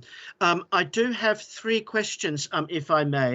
The first is that I note that there are considerably more boys than girls with EHCPs. What are some of the reasons for this? And can we be sure that there are not any systemic or cultural or other factors at work that may mean girls who are in need of support are not accessing it? And also, would it be possible, if it's not being done already, for gender-based data to be broken down, disaggregated further by age, ethnicity, and potentially other potentially relevant factors? Thank you very much for that question, Councillor Mickelberg. Short answer to your question is, and again, I will defer to other experts on the call, that I'll tell you what partners have told me, and I'll tell you what health tell me, is that there is an issue with late diagnosis for girls across certain, particularly around ASD, and that is slightly, in the view of health partners, to do with how some of the behavioural signifiers of certain disorders show up earlier for boys and more obviously for boys than they do for girls. But if you ask colleagues in the Royal Berks, if you ask colleagues in the CCG, if you ask colleagues in the Foundation Trust, they will tell you that this is something they are concerned about. And it is very much on the data. So your request for gender breakdown is something that has recently also been requested through health partners. In the needs analysis, we do a gender breakdown for EHCPs, for care plans between girls and boys, but not down to the level that you're asking for. So that is something that we would definitely pick up with Nick, we pick up with the SEN team, because I believe that it's a growing area of interest to see whether or not there is actually some gender disparity. And we would want to include references to that in our equality impact assessment, because it is something that we would want to pick up and keep an eye on into the future. So I think it's very on point to recent discussions we've been having. Yeah, and may I ask also whether cultural factors could be considered as part of that investigation? I won't go into details, but my own personal experience, is that there are cultures, some of which I'm intimately involved with, in which, for all sorts of reasons, girls' needs, including educational disability needs and so forth, will not be acknowledged. I won't say any more about that, but it is something which I think would be very deserving of investigation if it's not already done so. My second question is that the numbers of children with ASD and SEMH who are being supported drop off dramatically after Key Stage 2. What are some of the reasons for that? Again, I would be welcome if anyone else would like to come in. The data that we reflect within this is where people are initiating requests for assessments and plans. So that's what those bulges relate to at Key Stage 2 in particular. Explanations from professionals that I've heard for that include those are the stages at which education becomes more formalised, and parents and professionals sort of surge in concern for those children and young people in such a way as to say actually they don't want them to be left behind at future key stages. So the numbers of requests for assessment and therefore the numbers of plans actually increases at those stages. I'd also point out the fact that that key stage 2, I believe, includes the largest number of children. So there are more children in that key stage than there are at any other key stage. So that is another thing, that it's partly a volume of the numbers of children who are in those different key stages. But I think Sal had his hand up and probably wants to add more detail. Yeah. To be honest with you, Matthew, I was just going to confirm what you've actually just said, is that in terms of assessment for EHCPs, they do generally tend to take place either during or towards the end of key stage 2, and therefore you don't actually see them beyond that, because they're already in place, which would kind of give some clarity of why it seems that there's such a big drop off. So I think I might have misunderstood then what the tables were saying. These are assessments as opposed to numbers of children continuing on with plans. Yes, I think the tables that we include in that strategy are showing that, but actually on that feedback point, we will make that clearer in the final version. So thank you for raising that. No, thank you. And one final question, if I may. I note that the percentage of children in Wokingham with SEND in special schools and schools with resource bases is below the England and South East averages. Are there plans to add more resource spaces to schools in the borough, with the caveat that you alluded to, that what is provided in resource spaces is what is needed? Yeah, so my answer to that, Councillor, would be that one of the major streams of work that we have in the action plan for the strategy is a resource-based review, precisely to pick up the questions that you point to. Again, one of the things we found in general, this applies to resource bases, but it also applies to some of the work that's in mainstream settings as well, is that there is a bit too much variability at the moment in Wokingham in terms of the approaches that are taken in different places to meeting needs. And that variability can play out in terms of utilisation. So sometimes we might have a situation where we've actually put some resource into a resource base that doesn't have the uptake that we're quite hoping for. And then in other cases, we're spread too thin. So the purpose of the resource-based review is to try and bring much more overall consistency and plugging it into the data and the intelligence to make sure we're doing the most with what we have, even though we know that's going to be really stretched. We're doing the most with what we have locally in order to ensure that the right support's in the right place at the right time. So I think I'm making it sound all simplistic. It's absolutely not. And it will take quite a while to get right, but it is something that we're definitely committed to as part of that first priority in the strategy. Wonderful. Thank you very much. Thank you.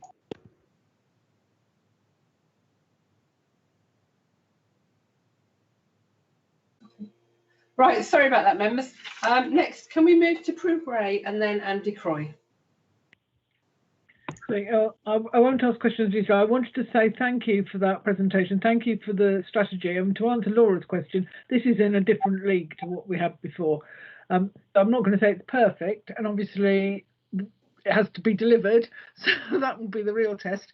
But the whole tone, attitude, way it's put together, everything about it is a huge leap forward. And I think the Liberal Democrats did respond to the consultation and we put our detailed points in, but that was the general thrust, that we thought it was definitely a big step in the right direction.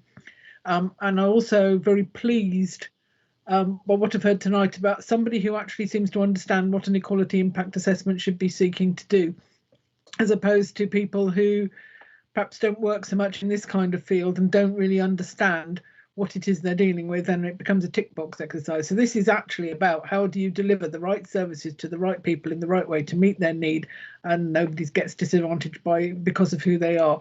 And I think that's grasp is really good. So I'd like to thank Matthew particularly, but also I think we have to thank the whole Children's Services team who've decided to go this way about it.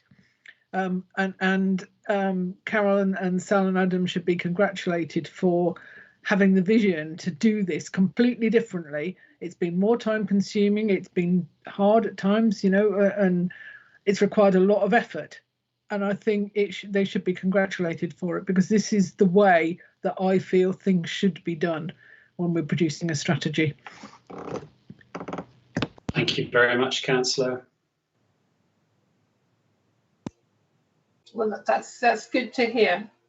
I think we're certainly all very impressed that this work's been done this year when we know how much pressure officers have been on to respond to the COVID pandemic.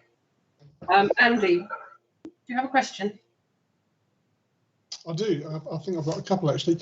I'd just like to start by echoing Prue and some of the other members' comments in terms of thanking you and all of the other officers for all of the work you've done. So I hope my 2 comments don't seem too negative. The first one was just, I just found it a little bit jarring, the first sentence, that Wokingham is a great place to grow up, and it is for many children, but it makes an assumption about every children. I know a lot of the children in my ward and children in wards all over the borough, Wokingham isn't a great place to grow up because they live in poverty.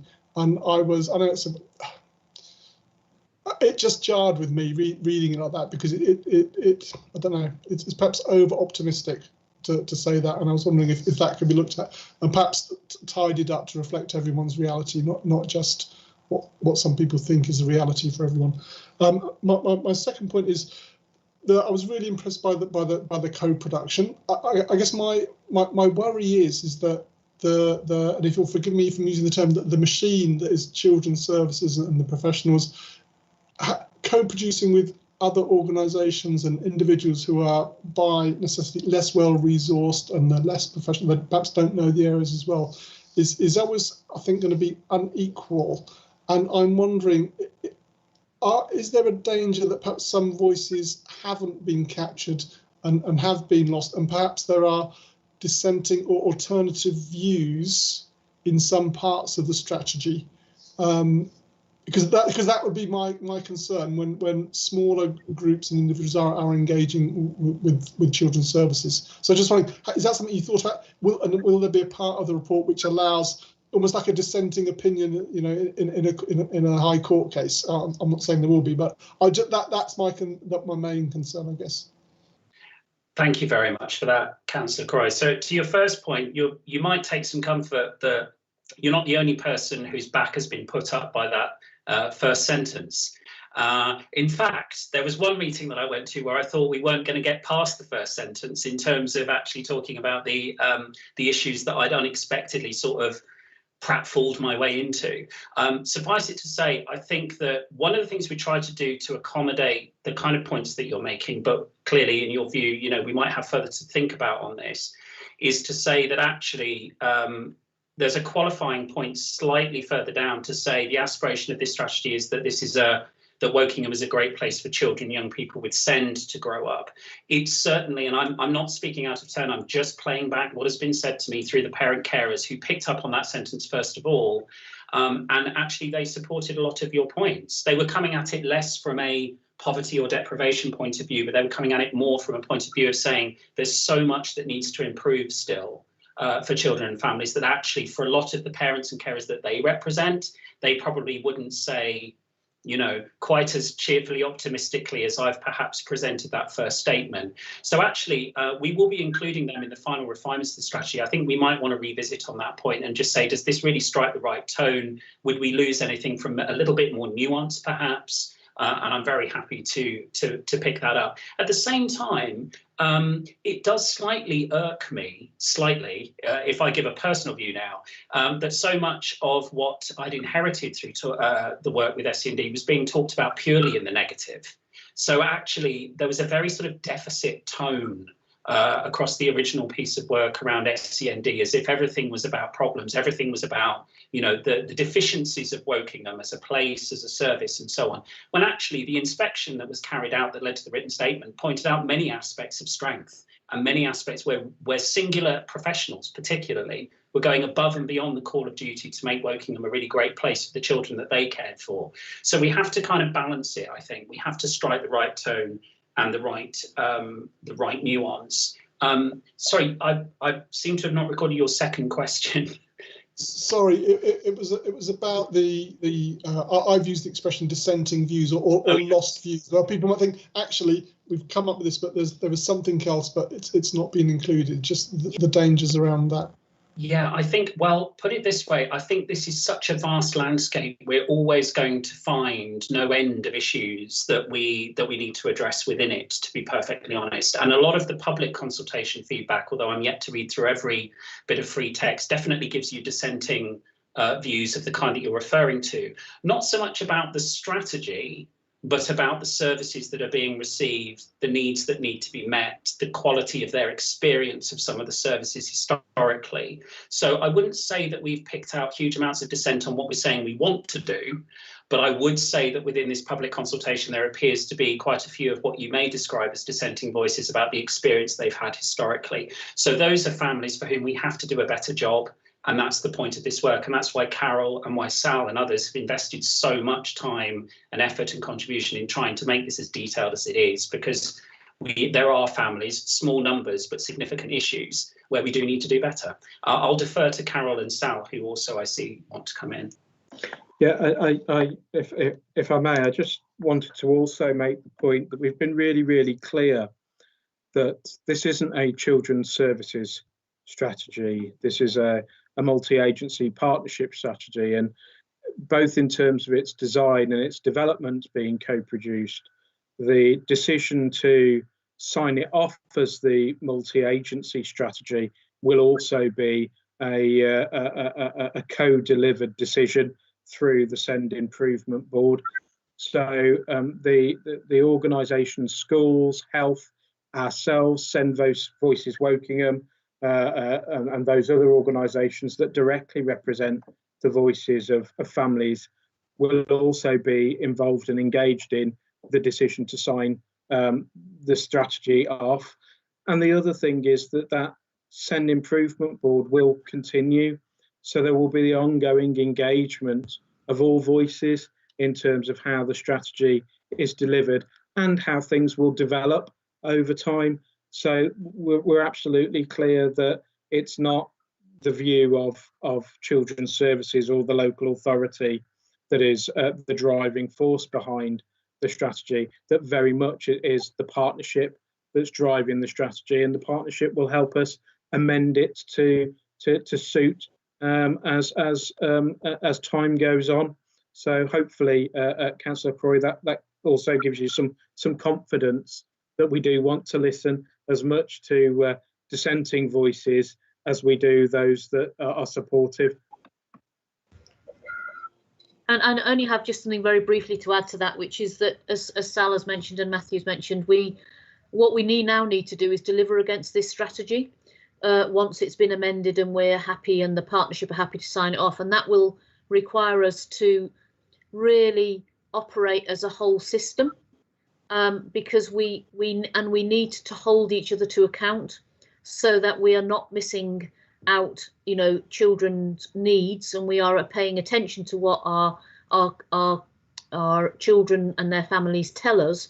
So it will be an ongoing process, and we've got a big programme of improvement to deliver. So we will not go backwards. We have to strive forwards.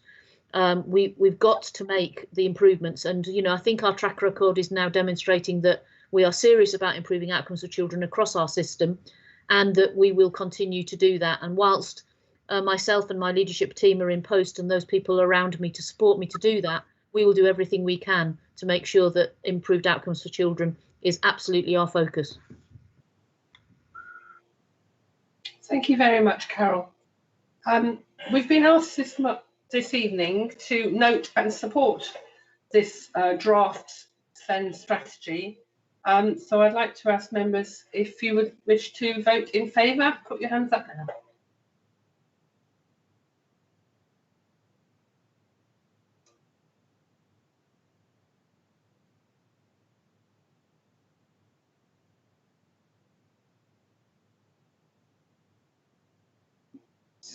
Pauline, if you're struggling with your hand, do simply indicate by speaking.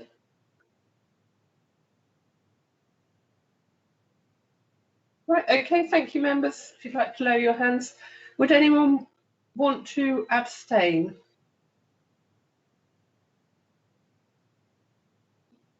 No, I vote in favour. I can't get my hand up, I'm afraid. No, that's fine. Just shout out, Pauline. Playing up again. Right, thank you very much. So I think that was unanimous. We're very happy to support the strategy, and again, just like to thank Carol and all of your team for, I think that's a fantastic job. Many thanks. Yes, thank you. Okay, so I think we could say goodnight to Sal, because he's done it all in his areas. Thank you very much. Thank you, Councillor Swallows. Thank you, colleagues. Bye-bye. Right, moving to agenda item 47. We're looking at child exploitation, how we're addressing the issue of this to ensure the safety of our young people. And I believe we're welcoming Kelly Scott this evening, is that correct? Yes, it is. Good evening, all. Okay, could I just remind everyone, please do put your camera on when you put the microphone on, because our residents at home, I think they enjoy seeing who's speaking. Kelly, are you going to be sharing your screen as well during this presentation? Yes, I can do. One moment. That's helpful. That's great. Thank you very much. Are you able to see that on your screens? Yes, we are, Kelly. Thank you. Okay, thank you. I've been asked to come along this evening to just provide a summary of the report I've completed regarding child exploitation. I don't propose to go through it in detail, rather just to provide you with a brief summary and then give you an opportunity to ask any questions. The report provides you with an overview of what constitutes child exploitation, and it also provides an overview of the Council's response through an approach that we call contextual safeguarding. So what is contextual safeguarding? Contextual safeguarding is an approach that seeks to understand and respond to people's experience of significant harm outside of their families. It's a step away from a traditional child protection approach, which typically looks at harm within families. So this recognises that harm does take place outside of families, and that there needs to be a multi-agency response across the partnership in order to respond to that. The report goes on to talk through our approach across Wokingham. I've broken that into two sections, the strategic response and the operational response. You will have had an opportunity to read through this and to review it, so I won't go through each point, but I guess suffice to say there are a series of partnerships or partnership meetings that sit at a strategic level involving managers in organisations and involving some more senior people to look at how we respond strategically and put in place disruption activities to address exploitation. Your operational responses really sit within the social care teams and within our partners, so early help provision and statutory social work services. And then there are other services such as the KICS project and targeted KICS run by Reading Football Club, who do positive pathways work as well as one-to-one targeted work with young people who are at risk of exploitation. There's also other projects such as our youth mentoring project and of course our youth offending service, who are working with people to reduce offending and reduce reoffending. So that would provide you with a brief overview. I'll hand over to you now for any questions that you might have.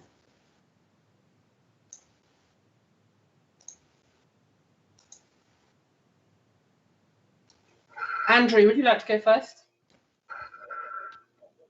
Yes, thank you, Kelly. It's a really useful and clear overview of the nature of child exploitation and strategic and operational responses. However, what I felt was lacking was any indication of numbers. For instance, of the numbers of children who've been affected by different forms of exploitation, any estimates of numbers who might be particularly vulnerable. And my second question, so the question really is, do those numbers exist? Is it possible for them to be, some of them at least, to be shared with us, to give us more of a feel of the magnitude and nature, you know, of this issue. And then my second question is, you know, it's a multi-agency involvement in this area. Are there any things that WBC might wish for or be able to do in future to help to improve and achieve a even more coordinated response? Sure. So I think in relation to the first question, yes, there is data available in relation to, you know, I suppose young people who are affected by exploitation. Given the, I guess, the public nature of the meeting today, I made a decision not to include that in this particular report. But yes, it is something that we are aware of and have that detail of operationally. Your second question was related to a partnership response, wasn't it? Yes, so we are at the moment developing our contextual safeguarding response and our exploitation strategy, and that's under review at the moment. So actually that is about the partnership coming together and looking at how we develop that response on a broader level. And it really is about drawing together all the elements of that the agencies are already implementing, or, you know, within their respective sectors, really into that one coordinated overview or coordinated response. And would you anticipate, you know, that review leading to some recommendations as to things that perhaps WBC could do, you know, to help support that multi-agency approach? And then a question really for the chair, would it be useful, Chair, for us to ask to have access to some of the data that was alluded to, but confidentially, sorry? Well, I don't think that's for me to say. I think I'd have to refer to Carol, knowing, you know, what data can and can't be shared. Yeah, Carol, could you come in here? Yes, so we'll need to have a conversation about you know, the sensitivity of the information and what could be shared. And I can't, you know, until we've had that conversation, I can't really give you a kind of an answer, yes or no, at this stage. No, I understand. Yeah. But we can, I mean, we possibly could talk around themes and things like that, and you know, that sort of thing is doable. Yes. Yeah. Thank you. And then, sorry, your other question connected to themes, and I think, yes, inevitably, as we're reviewing the activity, there will be recommendations that arise from that. So, yeah. Brilliant. Thank you. That's okay. I know on the forward programme, the overall set for this committee is looking at the activities of the MASH, but I'm not. So that could be something we could look at again, which would incorporate this and perhaps look at the data at that point. Do you think, Carol? That's a different part of our service, but it's not. It's just about the very sensitive nature of this kind of information, and depending on numbers and how much that may be exposing to those families, we've got to really consider how we would present that and how we would look at that. And so Adam and Kelly and I'd have to have a conversation about how we do that. I think that was the point I was going to raise, Carol, was the potential identifiable nature of the low numbers in certain areas you have to be cautious of. Yeah. Is that okay, Andrew? Yes, absolutely. You know, I understand fully. Yeah. Thank you. Andy Croy. Thank you. I'm guessing it's sort of, it may be similar to Andrew's question, in that the thing I didn't see in the report, apart from the references to the number of places that were available on things like the KIC scheme, was any sort of sense of a scale of a problem that might exist in the borough. And I am sort of struggling to see how, for example, saying that there is one child who's been affected by a particular issue would lead to an identification issue. And I've read the report and it was really informative, and thank you for it. But I just didn't. I've got no idea how big or small a problem we have. Sure. I mean, given the particular sensitivities around some of these issues, it is probable that there could be identifiable information. Hence the sort of choice to not include that into the report. But I do understand what you're saying about the scale and the size of the issue. But is it not also true that there could be an epidemic of something and we were none the wiser? Sure. I understand what you're saying. It works both ways, doesn't it? Yeah. And hopefully you and Carol will be able to talk, and we will be able to have something. We do have a part 2 section, a part 2 provision, which confidential things I think can be spoken about. Thank you. That's noted. Thank you. Yeah. So we'll have a conversation with Lucianne to make sure that this would fall within part 2, because some things do and some things don't. There's a particular kind of criteria. So yeah, and you know, for those children who unfortunately are affected by contextual safeguarding, 1 is too many, and their circumstances, you know, and so it is about yeah, it's about making sure we're protecting the identity of those young people that are affected by experiences that happen to them. So, I mean, Andy, are you sort of looking to understand what the I guess my worry is I don't want us to be as sorry, Alison, I interrupted. Yeah, I meant rather than specific figures. I think it's about the scale of the issue and whether or not we've got something to worry about as a borough that we're not aware of. I think that's his point. That's my job. I don't want us to be in a position where I think other local authorities have found themselves where there has been an issue and people have reacted too late, and it's like, well, we didn't know. That's, I guess, is the assurance I'm looking for. It's a very high level look, but at the moment I just don't have a clue. And what I would say is that the partners are working well together to address issues around exploitation. So there is a response, and we are working collectively to address the issues that are arising. But we as councillors don't know what the issues are. We don't know the scale of the issues. So no, I understand. Yeah. I don't. Yeah. So I think perhaps talk about it offline. Or something. Yeah, we just need to check that it would fit the criteria for part 2, and then there's not any. Fine, thank you. Okay. Members, do you have any more questions for Kelly? I've got my hand up, Alison, but also I'm finding it disconcerting because she's still sharing her screen, I think. Could she stop? Oh yeah, I can see your hand up now, Prue. But so go ahead. Thank you. Thank you. I recognise. Oh, what's happening with this bloody camera?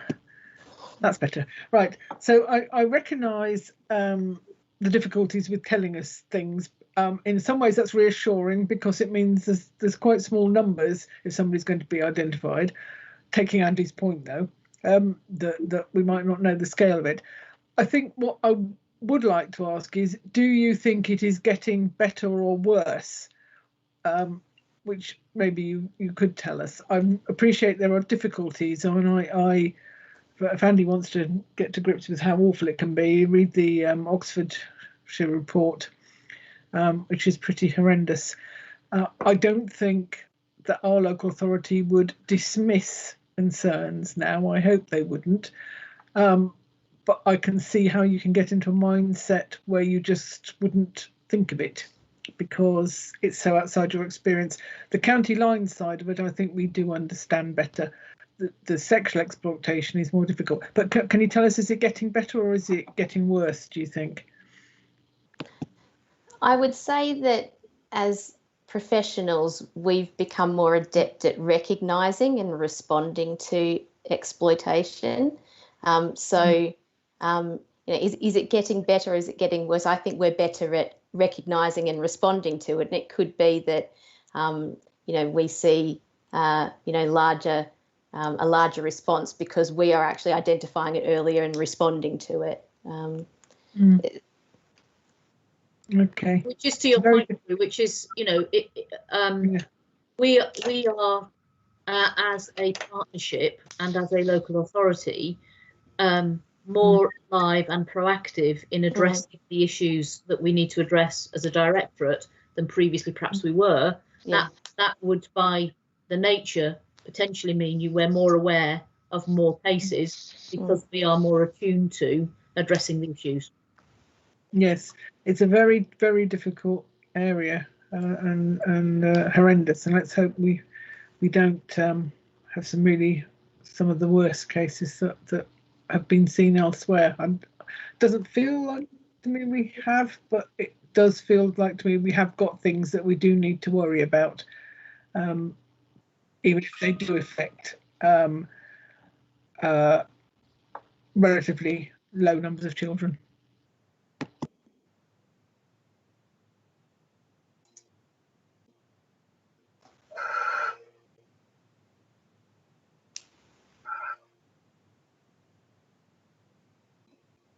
Kelly, are you able to respond? Sorry, what was the question? Sorry, I thought that was a comment rather than a question. Apologies. It was a question. I'm afraid Andy Croy's been a bit rude to me. I'm sorry if I've held the meeting up. I don't believe I have. Sorry, what have I done? You asked me whether I got another question. I took that as a hint that maybe I was wittering. No, that was my comment because I wasn't sure if Andy still had his hand up from before or we wanted to come back. That was me that wrote in the chat for Andy. Okay. Yeah, sorry, Prue. I'm a very polite person. So, Alison, yes, I did have another question. Sorry. Thank you. Yeah, sorry. I believe Prue did have a question. So, okay. Ellie, could you respond to that? Sorry, can I ask Councillor Bray to just ask me that question again? Sorry, just so I'm clear. It's fine. It's okay. I think Carol's more or less covered it in her answer. I think it's just such a difficult area. I don't know how, it's horrendous, and good luck with it. Okay, thank you. Okay, thanks, Prue. Andy. Sorry. Thank you. Kelly, you said that professionals are becoming much better at seeing the signs of exploitation than they would have been a few years ago. And I was wondering, has the public become better? Are you getting more referrals from the community in terms of county lines and other sort of exploitation? Because there has been quite a lot of publicity. I think there is generally a better awareness, but is that actually feeding through in terms of referrals and tip-offs and that sort of thing? Yes, certainly I would say that professionals are very aware, and that that has resulted in, an increased awareness from our perspective, an increased referral. But there's been a number of educative campaigns, both locally and nationally, in relation to exploitation, and I would say that we're also hearing about concerns from members of the public as well. So it is both, and I think it is that we're aware across the board.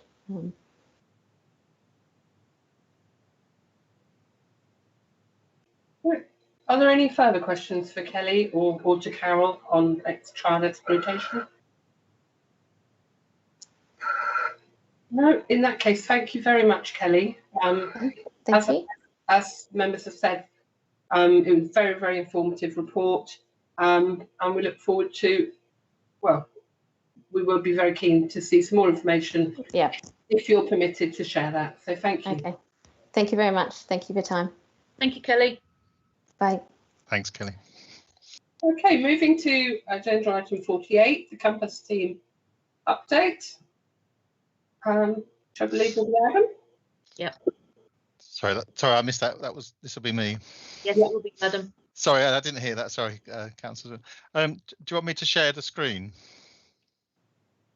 Yeah, I think that can be useful if you're moving to the section you're talking about, because we're all trying to be paperless and looking up and down on separate screens or other devices, so it's very useful. So hopefully you can see that on your screen. I can't see anything now, so is that visible on your screen? Yes, yeah. Exactly.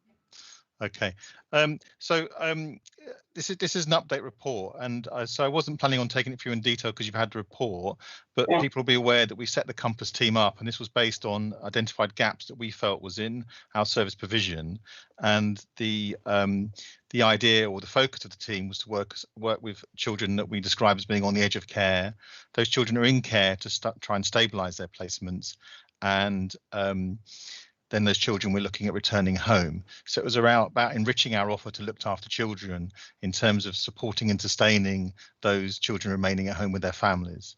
So the report, there's a summary around the background around why we set up the team and what we did in terms of how we developed it. So we had a sort of a vision around what we wanted to create. We had someone come in who did a lot of research around it, looked at cases, looked at other local authorities, and then the structure of the team was created. And the report details the personnel in the team. So we've got 1 team manager post, and then we've got 4 family support workers, and one of those is a psychologist. And the team comes with a mixed background. And the other part of the team design was that the workers would have what we describe as low caseloads, enable them to engage and develop relationships with children that are meaningful and creates opportunities of change. So we've invested a lot in training the team and supporting them with their areas of practice around trauma-informed practice and systemic practice. So the report goes through the aims, which I've just sort of described through, and then it looks at the offer of the team. So it works for 10 to 18-year-olds, one-to-one support, and we want it to be quite flexible in terms of the hours that it could work and become part of the team around the child. And then, so the team have, since they've started, there's 16 children now open to the team. 8 of those are in care, and the others are a range of different situations. And then the report goes in to summarise those outcomes that the team has had at this early stage. So the team probably went live properly in June, July, and that taken into account that's during a pandemic as well. And we've seen some quite positive results, and some of them have been wider than we would have thought. In terms, one of the things that was of note to me was that how the engagement of the team had actually improved the working relationships that the allocated social worker had with the family as well. So that was just a very quick summary of the report. So if there's any questions. Okay, members, Laura, then Andrew, please. Oh, Laura, have you just put your hand down? Oh, no, it's still up there. Okay. Thank you. This sounds like such a fantastic team, and they've made so much progress in such a short amount of time. In outcomes and progress, in future, it would be really useful to get some figures in there to get an idea of impact on numbers reached. And it would be good to hear from you if there are any plans for the team to expand it, if there have been any challenges that they've come up against that they didn't expect. Just any new news on this team would be great. Thank you. So the first point, I think when we first did look at this, we did have numbers, but they were very low numbers. So it comes back to that point around trying to avoid identification as well for those families that may be within that data. But the numbers, if there's 16 children in there or 16 children we're working with, then the numbers are quite low. But we could look at how we could, I suppose, try and convey that better. And are there any plans to expand the team, or is that going to be reviewed at a later date? I think the team at the moment, considering we've got 105 looked after children, I think the team is probably of an appropriate size at the moment. I think it's very much something we're keeping it under review to look at the outcomes and ensure we get the sort of positive impact that we wanted the team to have. Okay, thank you so much. Okay, Andrew, please. Now, I think my question has actually been answered in response to Laura's question, so thank you.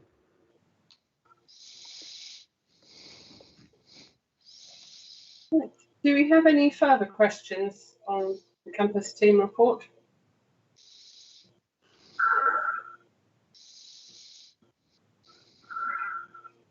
In that case, thank you very much, Adam. Okay. Again, you know, there's a lot of information in there. And I think we can appreciate all the work that you're doing, and thank you for that. And note the report.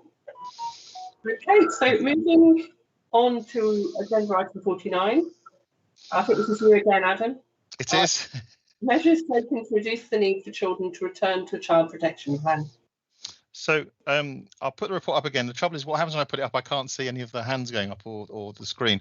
But let me try. Okay, I'll manage the hands. Okay.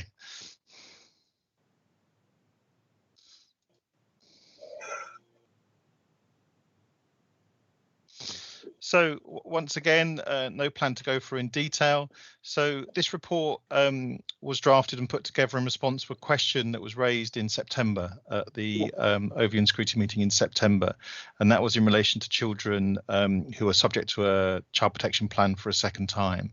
I think so. The report goes through, it looks at the background, it looks at the previous 12 months, showing the number of children that have started CP plans in the period, and it goes through to those that have had a repeat plan in the last 2 years. And this figure here correlates with the figure that we saw earlier that was notably high, but when you look across the year, it does go down in towards more of the sort of benchmarking figures that we would expect. And then the other measure or the metric is in relation to those that have been subject to a plan for a second time. So the report looks at benchmarking and nationally as well. Of those repeat child protection plans is 21% across England, and then South East is 23%, a bit higher. So the report goes into detail around why children become subject to a child protection plan and those changing situations and contexts that may lead to a child become subject to a repeat child protection plan, and the activity we do to try and keep a track and monitor on those and then review why that may be happening. And I think the best summary of the report is towards the end, where there's a good description here where it describes that in children's services we monitor the number of children becoming subject to a protection plan on a monthly basis, and there is a specific indicator for the numbers becoming subject to protection plan for a second or subsequent time, and that number fluctuates and can be influenced by a number of factors, as was highlighting earlier. And benchmarking against other local authorities and our statistical neighbours is an important component in assessing where we are. So despite in-year peaks, Woking Borough remains below the average of statistical neighbours, and we collect information about children becoming subject to a plan either in the previous 2 years or ever in their lifetime in order to test the impact of recent interventions and decision making to give an idea of how practice is improving or otherwise. And that just provides, as I said, a good summary of the report. So if there's any questions. Right, Andrew. Yes, it's really a question about benchmarking and the phrase statistical neighbours. Are these local authorities that we would expect on the basis of socioeconomic data to be similar to Woking Borough, wherever they are, in England or indeed the United Kingdom, or are they our geographic neighbours, or is it a combination of, of both? So my recollection of the term statistical neighbour is they're local authorities that are defined that have similar populations, demographics, situations. We often look towards the southeast, and then so often you'll see the southeast figure and you'll see the England national figure or statistical neighbours as the three different measures used. They can be a good source, statistical neighbours, or sometimes looking at the sort of neighbouring boroughs can also be a good indicator as well. Mm-hmm. Okay, thank you. But Adam, is it the case that whenever, on the dashboards, etc., I'm sure if Nick's still here, he'll be able to confirm, when we talk about our statistical neighbours, that's the same group of councils every time, is it?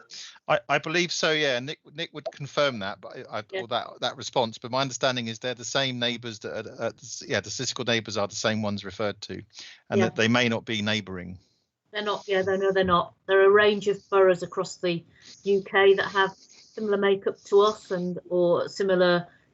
So they use the kind of the index link, the index data that's produced into the government every year from the annual returns to determine which circumstances mean that you're considered to be bunched in with your what they would call your statistical neighbours, so that your data should be comparable with theirs, because the measures and your demographics should be similar to theirs. It's not always the best measure, but it's certainly one that we do pay attention to as well.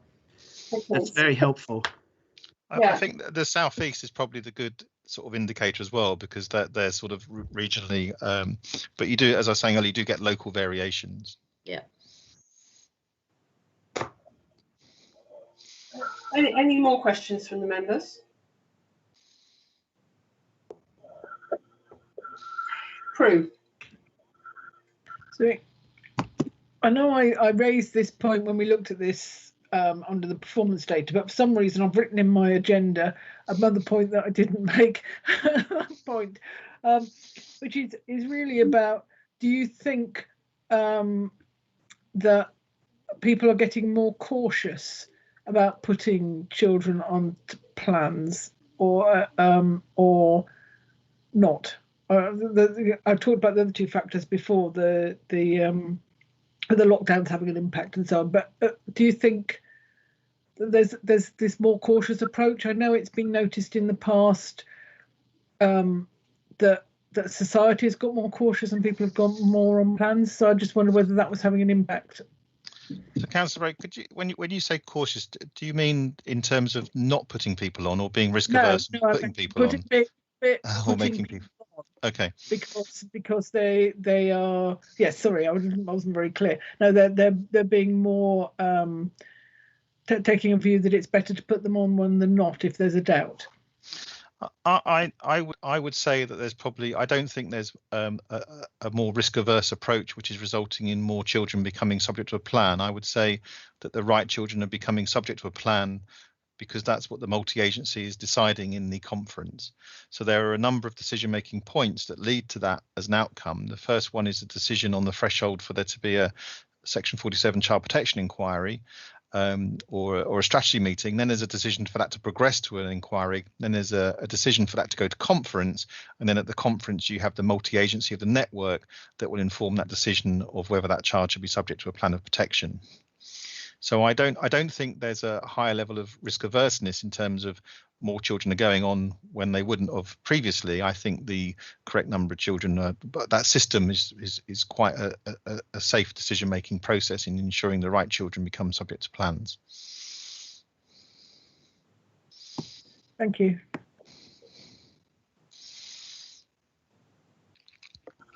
Okay. Members, do you have any further questions? Prue?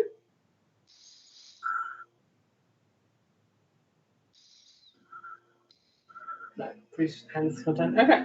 Well, thank you very much for that, Adam. I think I remember when that question was raised last year. I think you've answered that in great detail. I think it's really good news the way that we're reducing, because of the effectiveness of the input that we're having with our families who need us the support.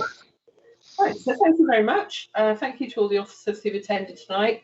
I know, Carol, would you like to speak now about the very sad losses we suffered from our colleagues in education? Yes, thank you, Councillor Swaddle. So I'm just going to make a very brief statement. Our education community has suffered a number of losses recently with the passing of staff across a number of schools. 2 members of staff, the caretaker at St Teresa's Catholic Academy and the co-head of Year 10 from Bullmarsh have died from COVID-related illnesses. Additionally, Jay Blundell, head teacher at the Foundry College, passed away at the weekend following a short period of illness. All of these colleagues will be missed by their own school community as well as by the broader education system within the borough, and our thoughts are with their families, friends, colleagues and pupils who knew them well at this very sad time. We are working with all schools to provide support from our educational psychology service and our school improvement service. Thank you.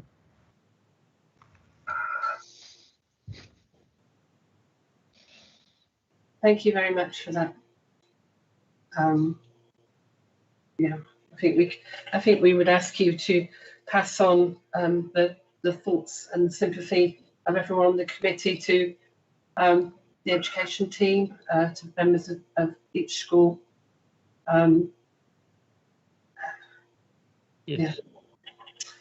So yeah, thank you. Yes, thank you. back to the agenda. I just wanted to ask you do that before we moved on to the forward plan, because we've completed all the reports at this point. So I think, Carol, we can probably say thank you to Adam at this point, can't we? Yeah, that's fine. Yeah. Thank you very much. Good night. So, thank you. And Matt, yeah. Good night, Adam. Yeah. Good night.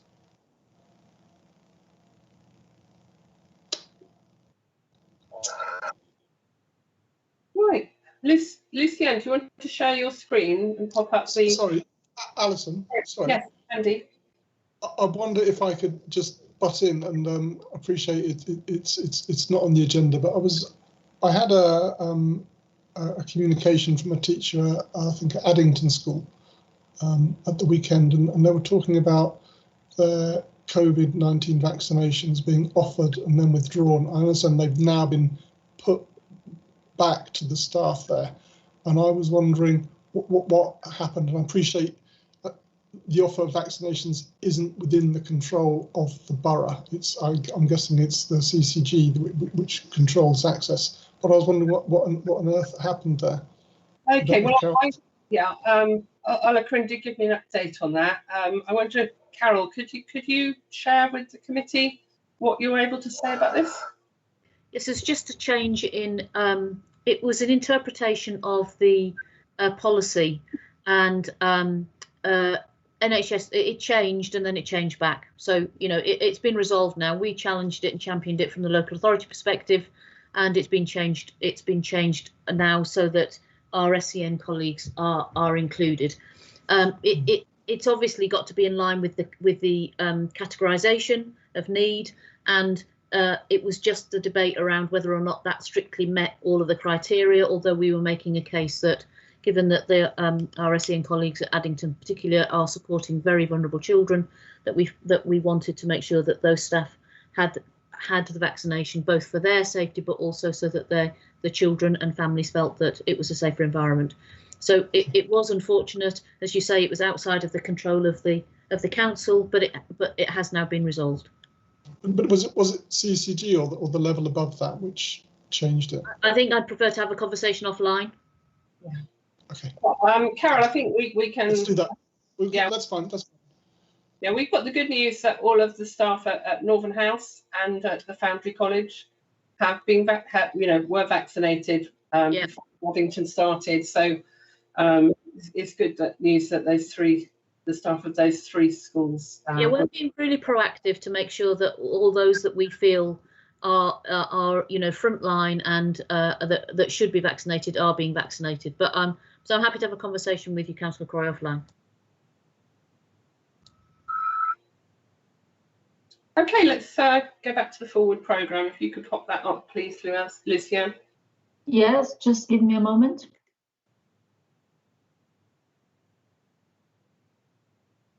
Can you see my screen now? Not yet. Yeah, that's great. So the next meeting of this committee is the 22nd of March, but we are hoping to find a date in the diaries that we will be able to have that educative briefing. Yeah. Do you want that between now and the 22nd of March or after the 22nd of March? No, between now and 22nd of March, because it was planned for today. So yeah, when we had to cancel that briefing to have this meeting instead, I'd hope that the officers had already prepared. Yeah. So if we try to go something around early March, but I'll work on a definite date with Lucienne over the next couple of days so that we can get that date out. That's great. Thank you very much. Okay, so 22nd of March, Ola Karim will be attending. I think she's very happy to make it far more of a questions than her, giving a verbal report for most of her time. The next item we've got is elective home education. Andrew, I know you were very keen that we looked at this. So perhaps you could send through to Sal the issues that you feel are the most important to ensure that that's going to be within the report? I'm not sure that that's an item that I requested. Oh, okay. Somebody. I raised the subject a couple of meetings back. Yes. So it may be because of that. Yeah. We have got data and we can report on that, so we can give a review. It's not a report. It's not a problem. That's fine. I just think it's quite a good idea that if we can give you we can give you a much detail of what it is we would really like to know about, then there'll be less questions about why isn't this in it and why isn't that there. Yeah, that's fine. Yeah. Okay, so that and the next item is diversity and equality in schools, which is something that Andy and I worked on to put forward to so that Carol and Sal knew what we were wanting to learn more about. Yep, fine. Chair, I'd just be really interested in getting the views of others and whether we should be more explicit in requesting inclusion within this item on diversity and equality at schools. I may be wrong, but to me, equality is not just about equality of opportunity, it's equality of outcome leading into matters of that could come under this umbrella of inclusion. So I don't know what others think, but personally, I would hope there'll be an opportunity to look at inclusion within that item as well. And you want to come in because obviously you and I were part of this, and it rose very much about wanting to know more about black and minority children and yeah, go ahead, Andy. Yeah, I think we introduced this, and it's really about hate, and it's about racist hatred and sex-based hatred, and we.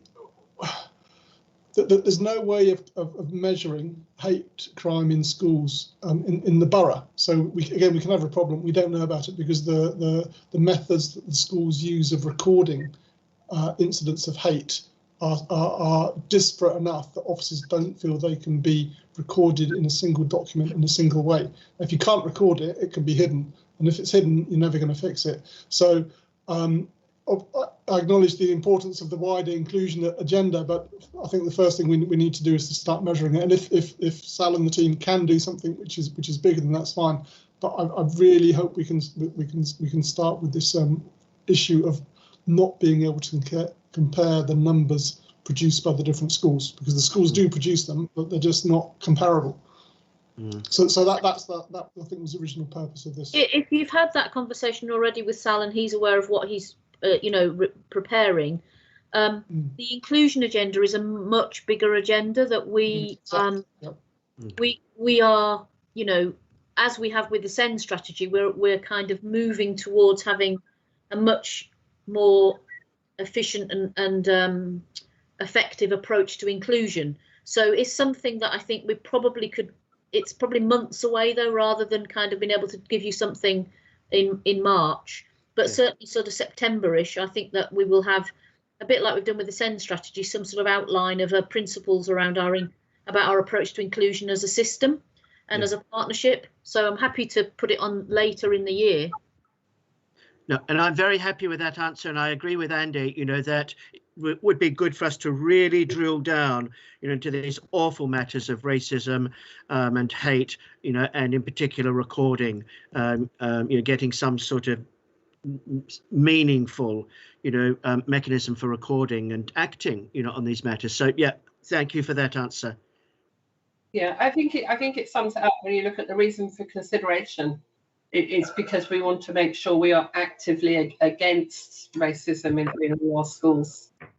We also wanted to understand the diversity of the student body to see the picture of the staff, to make sure that the role models in our school, the teachers, the teaching staff, the support staff, that they are reflective of the community that they're serving. Okay, so and then the fourth item on the agenda, review of the COVID-19 response, which is obviously a huge matter because we're still within it. Yeah, we're still in it, but we can give you an update, no problem. So I think quite often during tonight's meeting we've touched on the impact of COVID-19, and so pulling that together in one agenda item would be very useful. We Again, don't yet know the full extent. Yeah, if members can let Lucianne or I know to make sure we can pass on to Carol. This is something very specific. We can pass on that request, and I'm sure if it's possible, without taking officers away from anything else, Carol would be happy to include it. Yep, it's fine. So, members, was there anything else that you would like to see in the March meeting, considering that Walt and her team will need time to prepare for it? I can see that Laura's got her hand up. Thank you. These are probably two recommendations, not for the March meeting, but I just wanted to make sure that they'd been captured. So earlier when we were talking about work experience for care leavers, Carol recommended it might be a good idea in 6 months to have an update on that. We'll talk about that when we're going to be discussing our ideas for the next municipal year's programme. Okay, I will save it for that. Yeah, that's fine. But I think Lucianne can confirm that we will then have included everything that we were trying to achieve when we set out in May. So at the OS management meeting in February, we will be discussing members' suggestions for the forward plans for all of our overview and scrutiny committees. So, Laura's obviously got a suggestion, what she'd like to see coming forward into the next year. I believe they're going to be discussed at OS management in February, but then agreed in March. So, Laura, do you want to expand on that now? That is right, Chairman. That's correct. Thank you, Pauline. So yeah, it'd be great to get the member of staff who's leading on this work experience for care leavers to come along and present to us the outcomes of it. And also if we can get a care leaver to come along who may have been impacted on it positively, that would be great. And then secondly, in the minutes for the last meeting, it mentioned that the committee would get an update for the provision and take up of free sanitary products in schools. So I wanted to know if that was already on the forward plan agenda or not.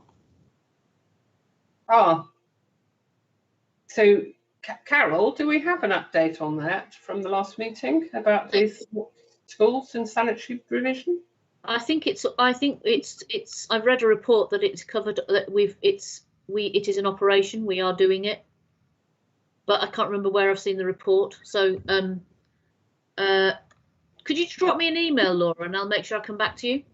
Sure. I think the point was more that we knew that it was up and running, which is good, even though schools are closed at the moment. But it was just if there's a good uptake of it, just to get an idea if people know about it, if it's being promoted enough. So it would just be good to get an update on that. But I'll let you know a bit more. Thanks, Carol. Just drop me a quick email and I'll get a response to you. Laura, for future reference, when we're going through the minutes after that, it is possible to ask if we've had a response, because quite often we ask officers to give the information to Lucianne so she can email it around to all of us. So Carol, if there is a report about the sanitary protection offered in schools, Lucianne could share that with us all, that would be wonderful. Yep, no problem. Okay. Andrew. Yes, thank you. I mean, recently there have been a number of new initiatives within the virtual school. And I'm just wondering whether maybe 6-9 months from now, it would be appropriate, for us to have an update and an evaluation, of how some of these initiatives have performed. Yes, I understand there is a new appointment, isn't there, of the virtual head. I'm sure we would welcome the new head to present to us, because the man who was the interim gave a very informative report, and we all learned a lot there, and it is an important area to scrutinise, particularly how within the COVID response. Yep, that's no problem. I don't mind if you put it on the forward plan when you at appropriate times. It's fine. Members, any other suggestions? I'm sure the OS Management Committee will have lots of work for us in the year to come. Of course, do encourage your residents, any stakeholders, to put forward what they think we should be scrutinising, because these committees need to, we need to be looking at what our residents would like us to look into deeper, not simply what we're aware of and what we think we should be examining. So I think the meeting can be closed if there's no other input from members at this point.